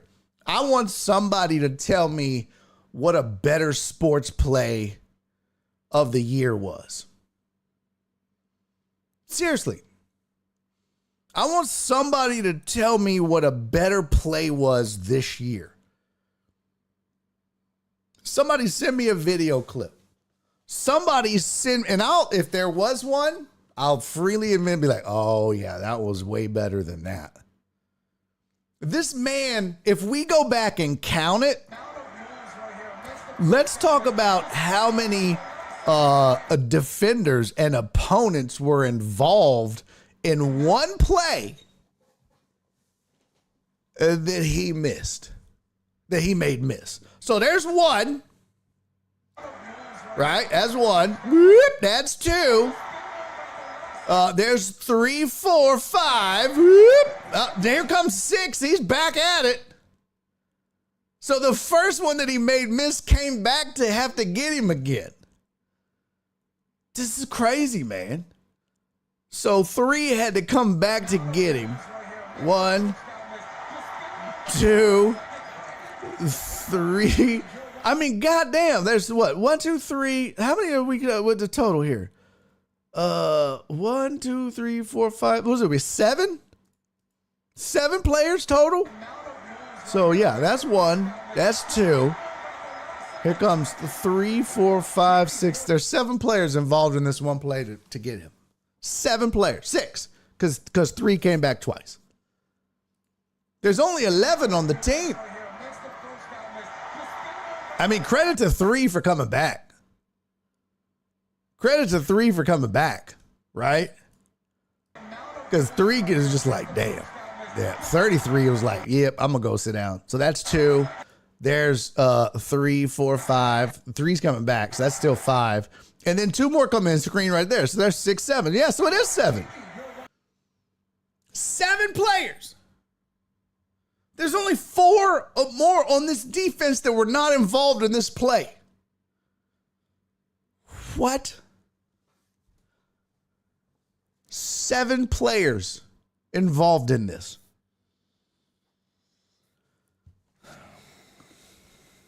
That's the greatest football play I've seen this year. Yeah, and that's the hilarious thing, Simp. It's a good thing the Giants didn't pay him. Dipshits. That's crazy. 925 yards this season, second most rushing yards in the NFL behind Derrick Henry. He's averaging 5.9 yards a carry. He's got 6 rushing touchdowns, and he's averaging 115 yards a game. And oh, by the way, those 925 yards, yeah, that's in 8 games. Derrick Henry's 1,052 yards is in 9 games. Now, of course, Derrick Henry has 11 touchdowns. The other 4 defenders are in witness protection. That's crazy. That's just crazy. Now, it's almost as good.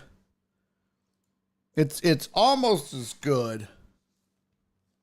I'm about to do some video goodness here. It's almost as good as this college celebration. And I say almost. This is pretty good. This was Incarnate Word. And I don't know who this was. He said, good thing Dallas has the Eagles next. I don't know who this player is. Let me look it up real quick. Let's see. Incarnate Word celebration. And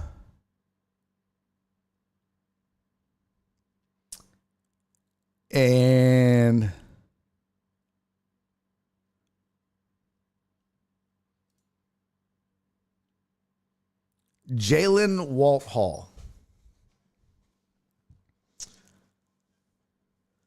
This was against Houston Christian.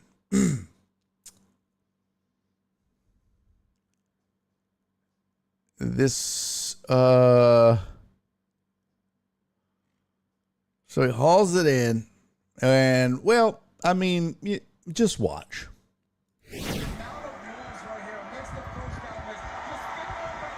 And touchdown, Incarnate Word. Look at that. That's beautiful. And celebration.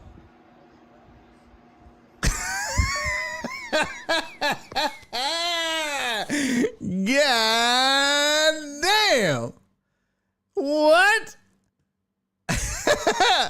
What? Oh, fam. What?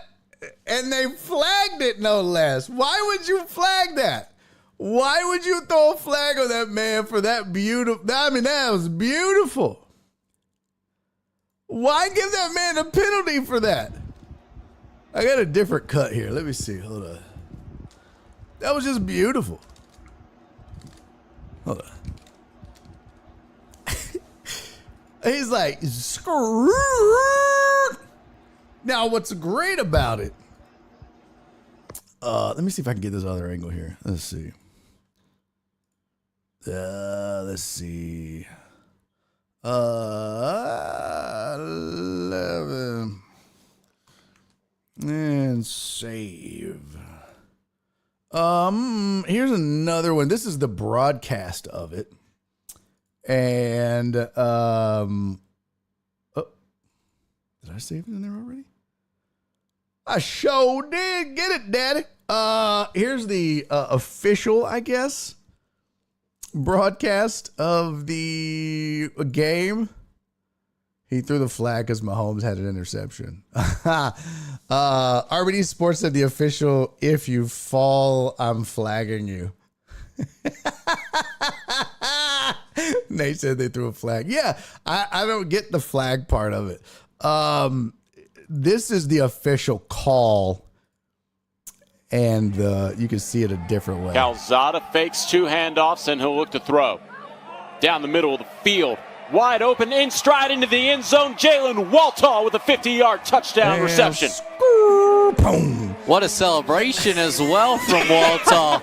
He's going to get flagged for this one. So the 50-yard touchdown pass. Yeah, just play action pass there. Setting up either a corner route or a post route. Calzada goes with the post route to Waltall. Comes down with the catch. And here's that celebration. They work on it every practice. Sometimes it's a I love it. Now, what's great about the celebration, it started making the rounds in the NFL. And not just a couple, like a bunch of dudes started doing the celebration, including, let me see. Oh, God bless it. Let me see. Where is it? Where is it? Where is it? There we go. Found it. Can't run from me, son. They are. Goff looking for him. Throwing for him. It is caught, and he's in. Yeah, that's a great touchdown.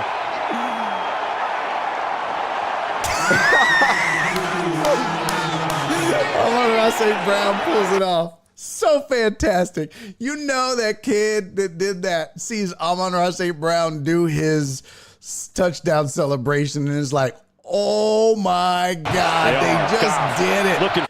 They just did my celebration. Ma, look, I'm on TV. Well, I'm not on TV, but they did my celebration, Ma. Oh, that's fantastic. Bro, that's next level shit. You gotta love it, man. Gotta love it. Skiggity said was wondering where that came from. Yeah. And he wasn't the only one that did it. They did it in the Atlanta game too. So Drake London did it as well. And then Amon-Ra St. Brown did it. Yeah. Pretty great. Pretty great. Love it. I don't have video of the Drake London one, but yeah. I dig it, man. I love it. So that's some video goodness for you right there. Good times. Good times. Did they flag in the NFL too? Nope.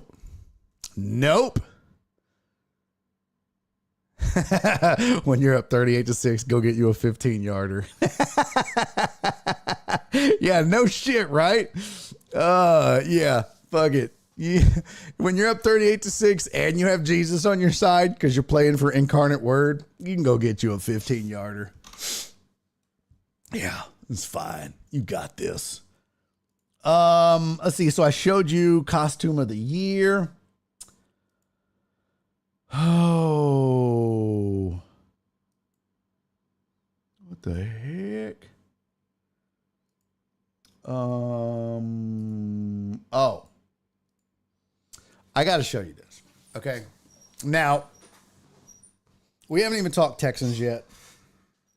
We'll probably talk a little bit before we get out of here. As you guys know, Texans lost to the New York Football Jets and Aaron Rodgers. And we talked a little bit of Texans and how they need to shore up the offensive line. It's no secret. I'll tell you this. I have a theory. For those of you that don't know, Texans have had some problems on the O-line protecting C.J. Stroud. And their starting left guard, Kenyon Green, has been the culprit of a lot of the issues. Now, there are other problems. He's not the only one.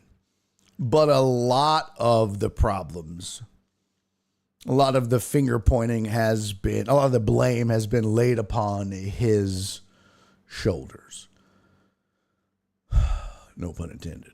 And this past week against the Jets in the middle of the game was looking bad. Well, go back 2 weeks.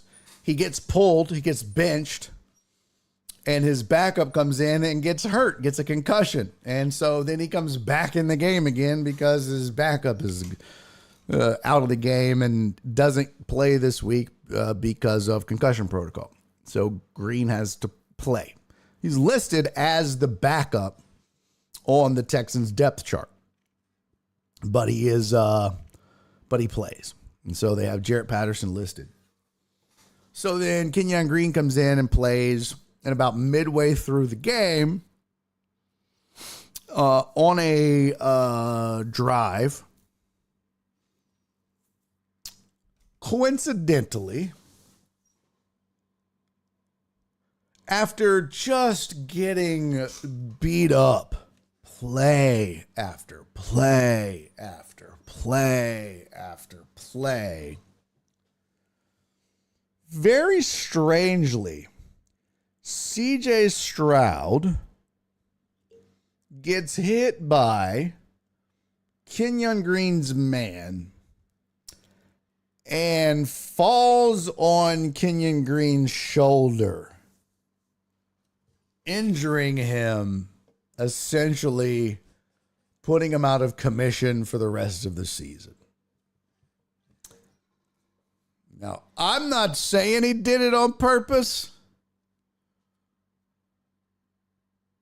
but I understand. To quote the great Chris Rock.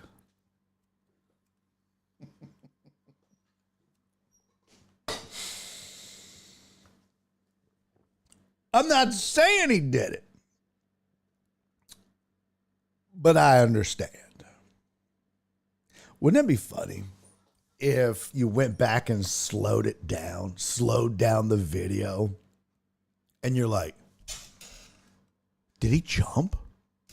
And you just see like CJ Stroud in the pocket, and then he looks down and he sees Kenyon Green on the ground. And he goes, and he just dives on him. Ah! What happened, bro? What happened? Ah, my shoulder. Oh, fuck, bro. My bad. It was your guy. He knocked me down. And man, you gonna be okay? Ah, I think it's out of socket. Oh, you think you could fit? You think you could play? No. Duh, that's too bad, bro. Damn. That sucks, man. Shoot. Get it. I'm saying he did it on purpose. But I understand. Yeah, Alex, exactly. They're always like, man, CJ's eyes are always downfield. Bitch, not always. Not for that one split second. He was like, okay, he's going through his reads. Yeah, his reads were also, where the fuck is Kenyon Green? Because I'm diving on his ass. His reads were like 1, 2, 3, 4. Oh, oh, that's so funny, man. CJ wanted to hit him with the stunner. I'm telling you, man. You can tell how frustrated CJ is. And I mean, it's getting the best of him. He's visibly shaken, visibly frustrated. He's slinging the ball out and shit. I would be too. I'd be like, fuck, man. You know that's what he wants to do. You know that's what he wants to do. I mean, God, you know what he's going through my mind when I'm watching Texans games and I'm seeing the CJ Stroud just get sacked and sacked and sacked, run for his life, sack, run for your life. I'm just like, fuck, he's getting David Card. He's getting David Card.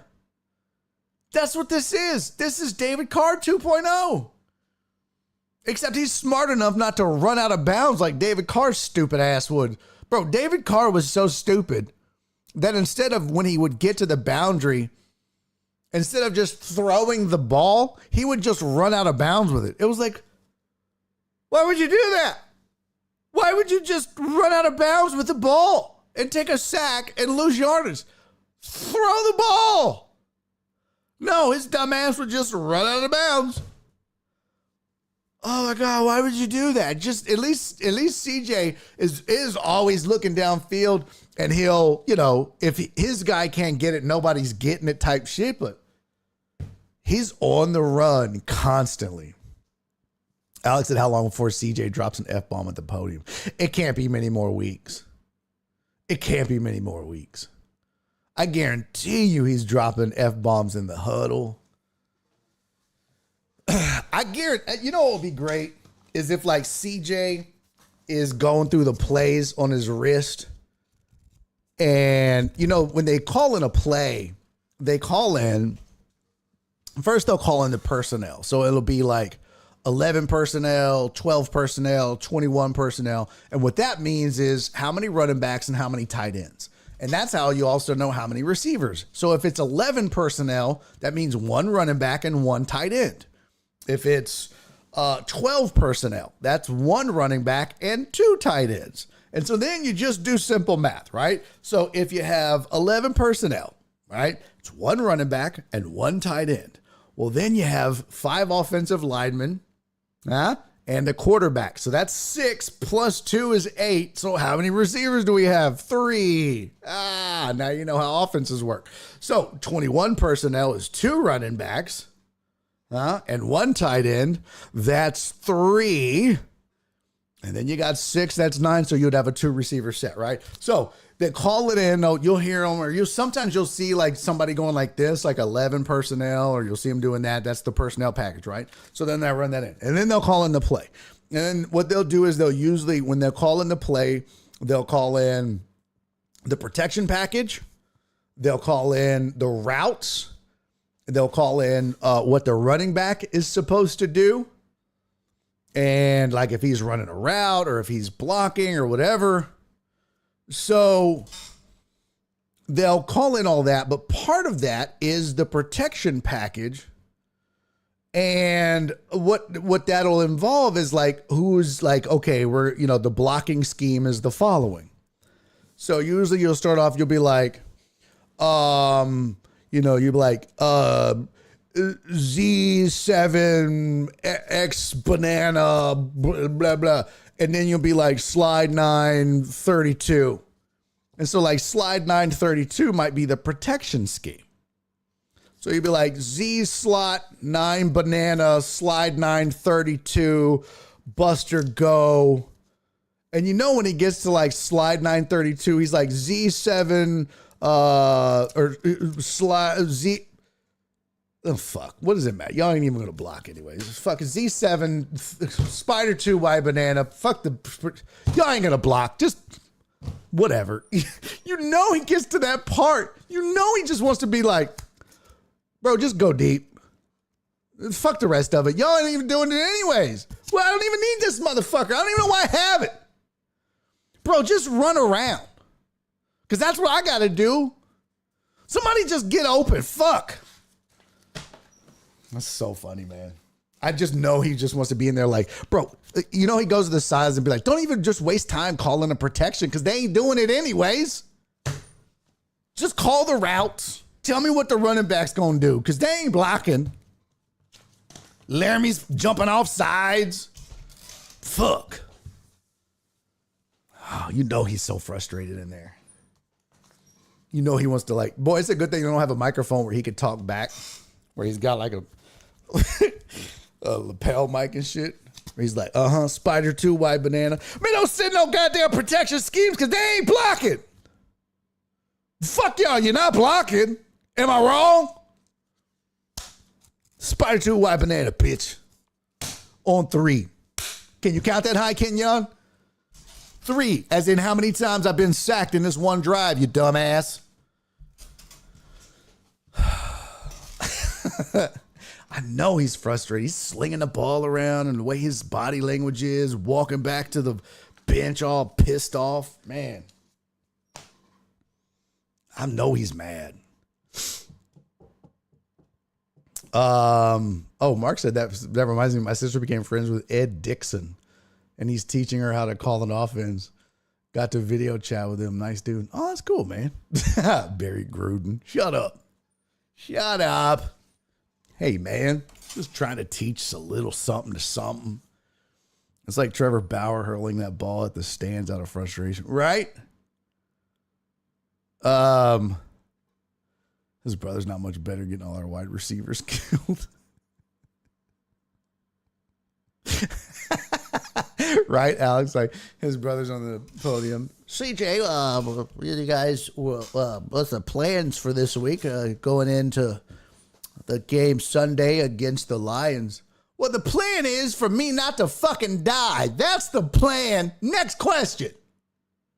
Like, I thought CJ was a Christian. Yeah, well, I hope I'm a Christian because, Jesus died and came back 3 days later. So hopefully I can come back 7 days later for next week because Lord knows I'm going to die on the field. That's for damn sure because these motherfuckers ain't blocking. That's so funny, man. I know he's frustrated as fuck. All right, so I got to show you this last video. This last video, and then I'm going to go. This last video is the saddest, most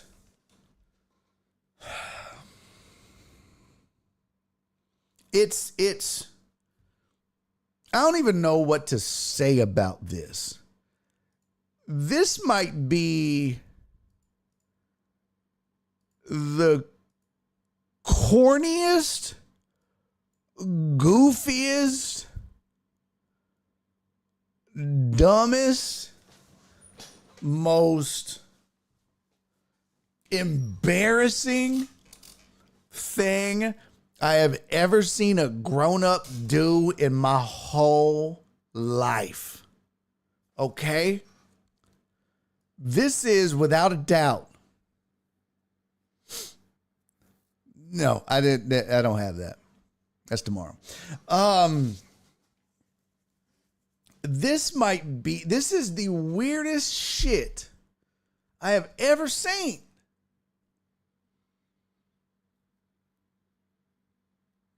This is a grown man. A grown man. Shelby! Holy shit, we have a Shelby sighting. Ladies and gentlemen. Shelby! How you doing, sweetie? You good? We're wrapping up, but I'm so glad you popped in. How you doing, sweet thing? I hope you're good. I hope you're doing good. Alex made CJ agree. Man, don't touch me. What did Perry say? Let's hope. Hey, just y'all following so we can get rid of McCarthy. Oh yeah. Shelby, you good, sweetie? You good, sweetie? I hope you're good. You're about to see the saddest thing you've ever seen an adult man do in his whole life. You ready, Shelby? Y'all, this is the saddest, creepiest, most disgusting, stupidest thing I've ever seen. Oh, I keep trying, but my big boss is not a fan of phones or AirPods. Well, yeah, you can't watch this show at work without AirPods. I get it. I get it, girl. All right. I want y'all to bear witness to this man, this grown man. He's a Jets fan. And he got a chance to meet Aaron Rodgers. And this is how he handled it. You ready? You ready? You need sound for this. You ready? I want you to listen to how this grown-ass man, I want you to listen to how this grown-ass man talked to Aaron Rodgers when he met him. Listen, now the words are on your screen if you can't understand it, but listen and look. Check this out. Looking for That's so nice. Let me back this up. We had two videos playing at the time. Just listen again. I just want Super Bowl, please.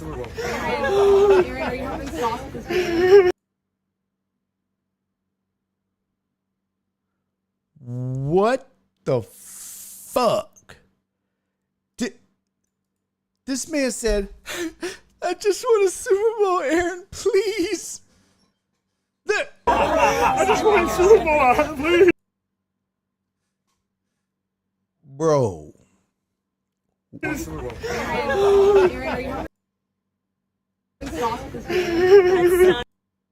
nice. That's so nice. Bro, what the fuck?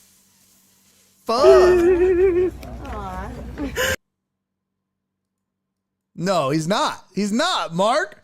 He's not. There's no way. I just want Super Bowl, please. No, Mark. You know what? And I thought about that, Mark. And I was like, let me look. Let me look. No, I did. No, I did. Where are your nuts, sir? That's exactly right, Perry. Or Amos. Damn it. Goddamn white people. I swear to God. I was like, you know what? Before I'm like, okay, what the fuck is this? Let me just evaluate based on 50 years of life on this planet and knowing people that would react like that might be special needs.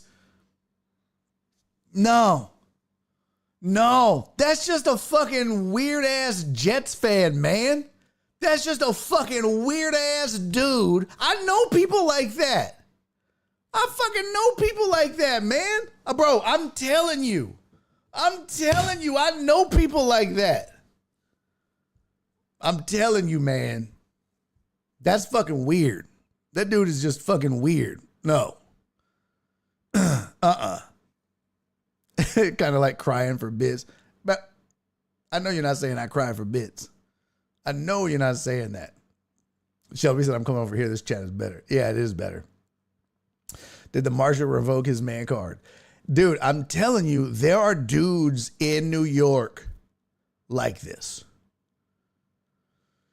I just want Super Bowl, please. That's fucking. I don't give a fuck. That's fucking weird, bro. I just lost my goddamn chunkler. That's fucking Shelby. What on earth? What on earth? Girl. That's girl. Thank you, sweet thing. You are crazy. And now I would agree with that, Mark. If there is something wrong with him, bless his heart. Bless his heart. But if there's not, that dude's a fucking weirdo. Straight up.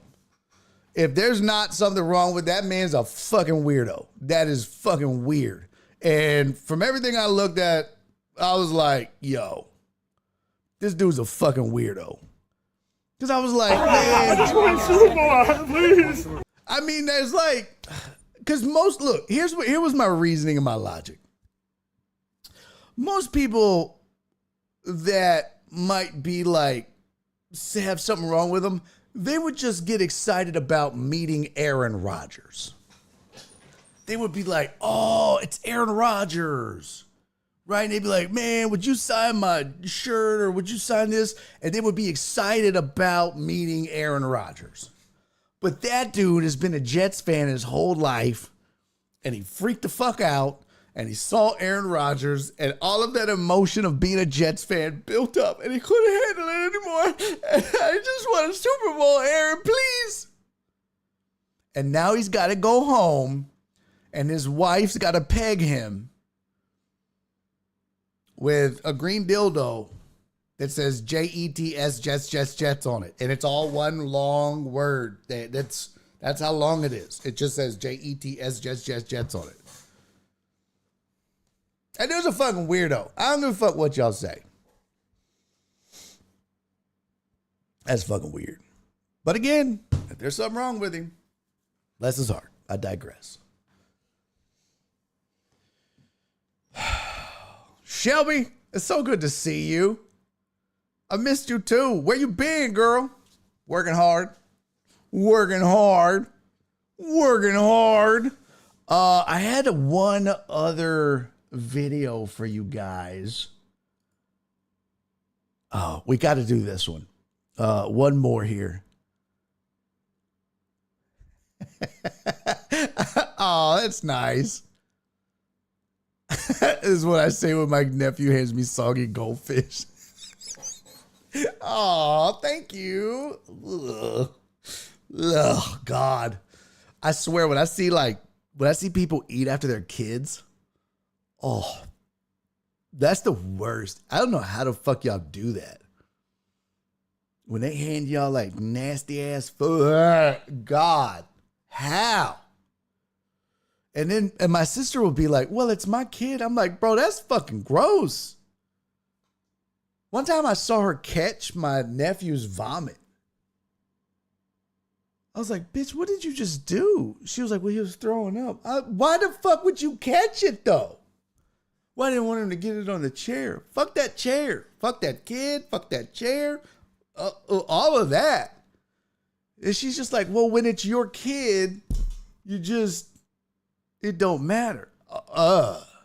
No. All of that matters. I'm not eating after them. I can't eat soggy goldfish if they're my goldfish. God, that's so gross. Like Nora freaks out about, like if her, like she can't eat anything soggy if it's not supposed to be soggy. Like bread. Can't do that. Like she can't have her bread soggy. She can't have goldfish soggy, crackers. She can't have like none of that. None of that. Think about where most adults' mouths have been. What you trying to say, man? What you trying to say? Huh? My mouth is clean. I can handle bodily fluids, but I draw the line at soggy food, especially from children. Oh. See, I can't. Soggy food, it depends on what it is and like how soggy. Right? Like like Nora can't handle any sogginess. Like I'll give you an example. Like if I go get if I go get, we had Raising Cane's the other day. Like if I go get Raising Cane's and I come home, the French fry, you know, if you get Raising Cane's, they put it in that styrofoam and they close it, and all the heat from it generates moisture, which causes, sometimes it'll cause the breading on the chicken to get a little soggy. It could cause the French fries to get a little soggy. Even some of the bread in there might get a little soggy. I'm good with that. I don't give a fuck. Not Nora. She'll be like, when you get mine, just open the lid. If it gets cold, I'll throw it in the oven or the microwave or whatever. I'm like, that's too much. It's just a little water. She can't deal with it. It's weird. All right, here's the last thing, because I promised it on the rundown. We have to. We're doing some video goodness, but I also have for you some Jameis Winston goodness. I don't know why I'm so infatuated with Jameis Winston now, but I am. I'm infatuated with this dude. I can't get enough of this man. I have like 4 or 5 Jameis Winston videos for you guys for the rest of the week already. So there will be more for the rest of the week. And we're going to get into more football after Monday Night Football tonight, and we'll get into fantasy and all that stuff too. But this video is pretty fantastical. This is Jameis Winston, and he is talking to John Harbaugh at Michigan.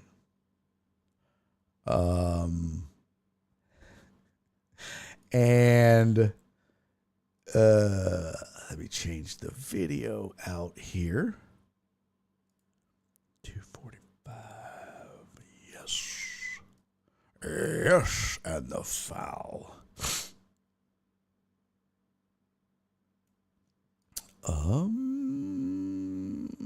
Sorry, I'm zooming in for you guys. I want this to be presentable. There we go. Yeah, Winston might be my man crush. It might be. No Nacho left behind. This is just, I mean, this is how we're going to end the show. But you're just going to have to wait and see the magic of Jameis Winston. Check this out. Have got to take another job away from any discipline. God damn it. I hate that. It's every time I do that, it's because there's 2 videos in here and I've got to remember to uncheck them. Actually, I just need to go and tell them none. Okay, let's try this again. Here we go. Restart. You have got to take another man's job away from any discipline when you were in high school. Were you disciplined? Yes, sir. I was disciplined for one game against John Carroll for laughing at my coach because he cried.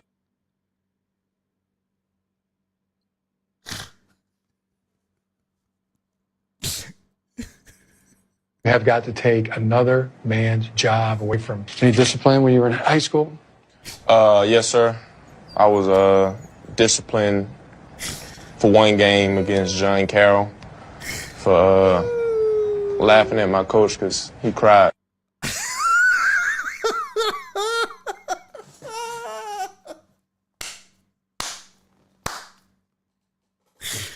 I love you, Jameis. I love you, Jameis. I love you so much, bro. First of all,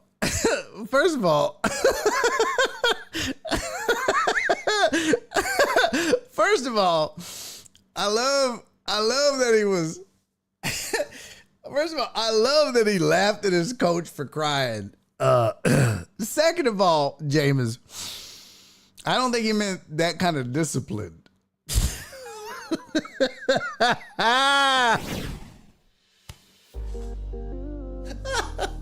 Goddamn, I love Jameis Winston, man. Oh my God. I don't know what Harbaugh said afterwards. That's all I saw on my Instagram, but I was just like, thank you, algorithm. Oh my God.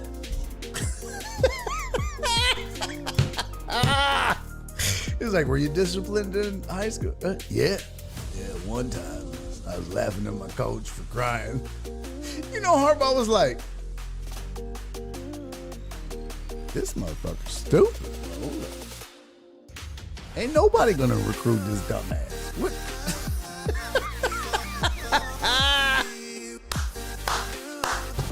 Oh my God, that's so funny. Oh man. Oh, good times, man. Hey, appreciate y'all hanging out. Mark, thank you, buddy. He ate a dub. No, he ate an L on that question for sure. Alex, appreciate you. Uriel, thank you very much, sir. Flip, thank you, my friend. Spoon, you the man. Shelby, it was so good to see you, sweetie. Thank you for stopping by. Please don't be a stranger. And thank you for your generosity as well, sweet thing. PJ, thank you for popping in, man. Much love to you, buddy. Haven't seen you in forever as well. Good to see you as well. Thanks to my dog, Booker Chew, for the raid. CC! Get well soon, sweetie. Oh my God, we're going to talk about that because that came up. That was actually a question that I wanted to get to, Dubs. Would you rather see Jameis Winston as a head coach or as an analyst? We need to discuss that. We need to have a long conversation. Where would you rather have him? Head coach or analyst slash play-by-play? Boy, both of those would be fantastic. Because I've got video that kind of speaks to that. So, love you, Shelby. Love you guys, man. All of you. Thank you for hanging out with me today. Hope you had a good time. I had some fun with you. We'll get into some more football tomorrow. We'll break down some more. What the hell happened to the scroll? We'll break down some more NFL. That was weird. We'll get into some college football as well. I mean, I know we talked a little Aggies, but we'll get into some more college football, including Penn State shit in the bed, and some more. All right, until then, do me 3 favors. Be safe, be kind, most importantly, love each other. Bye. And he's making a YouTube video.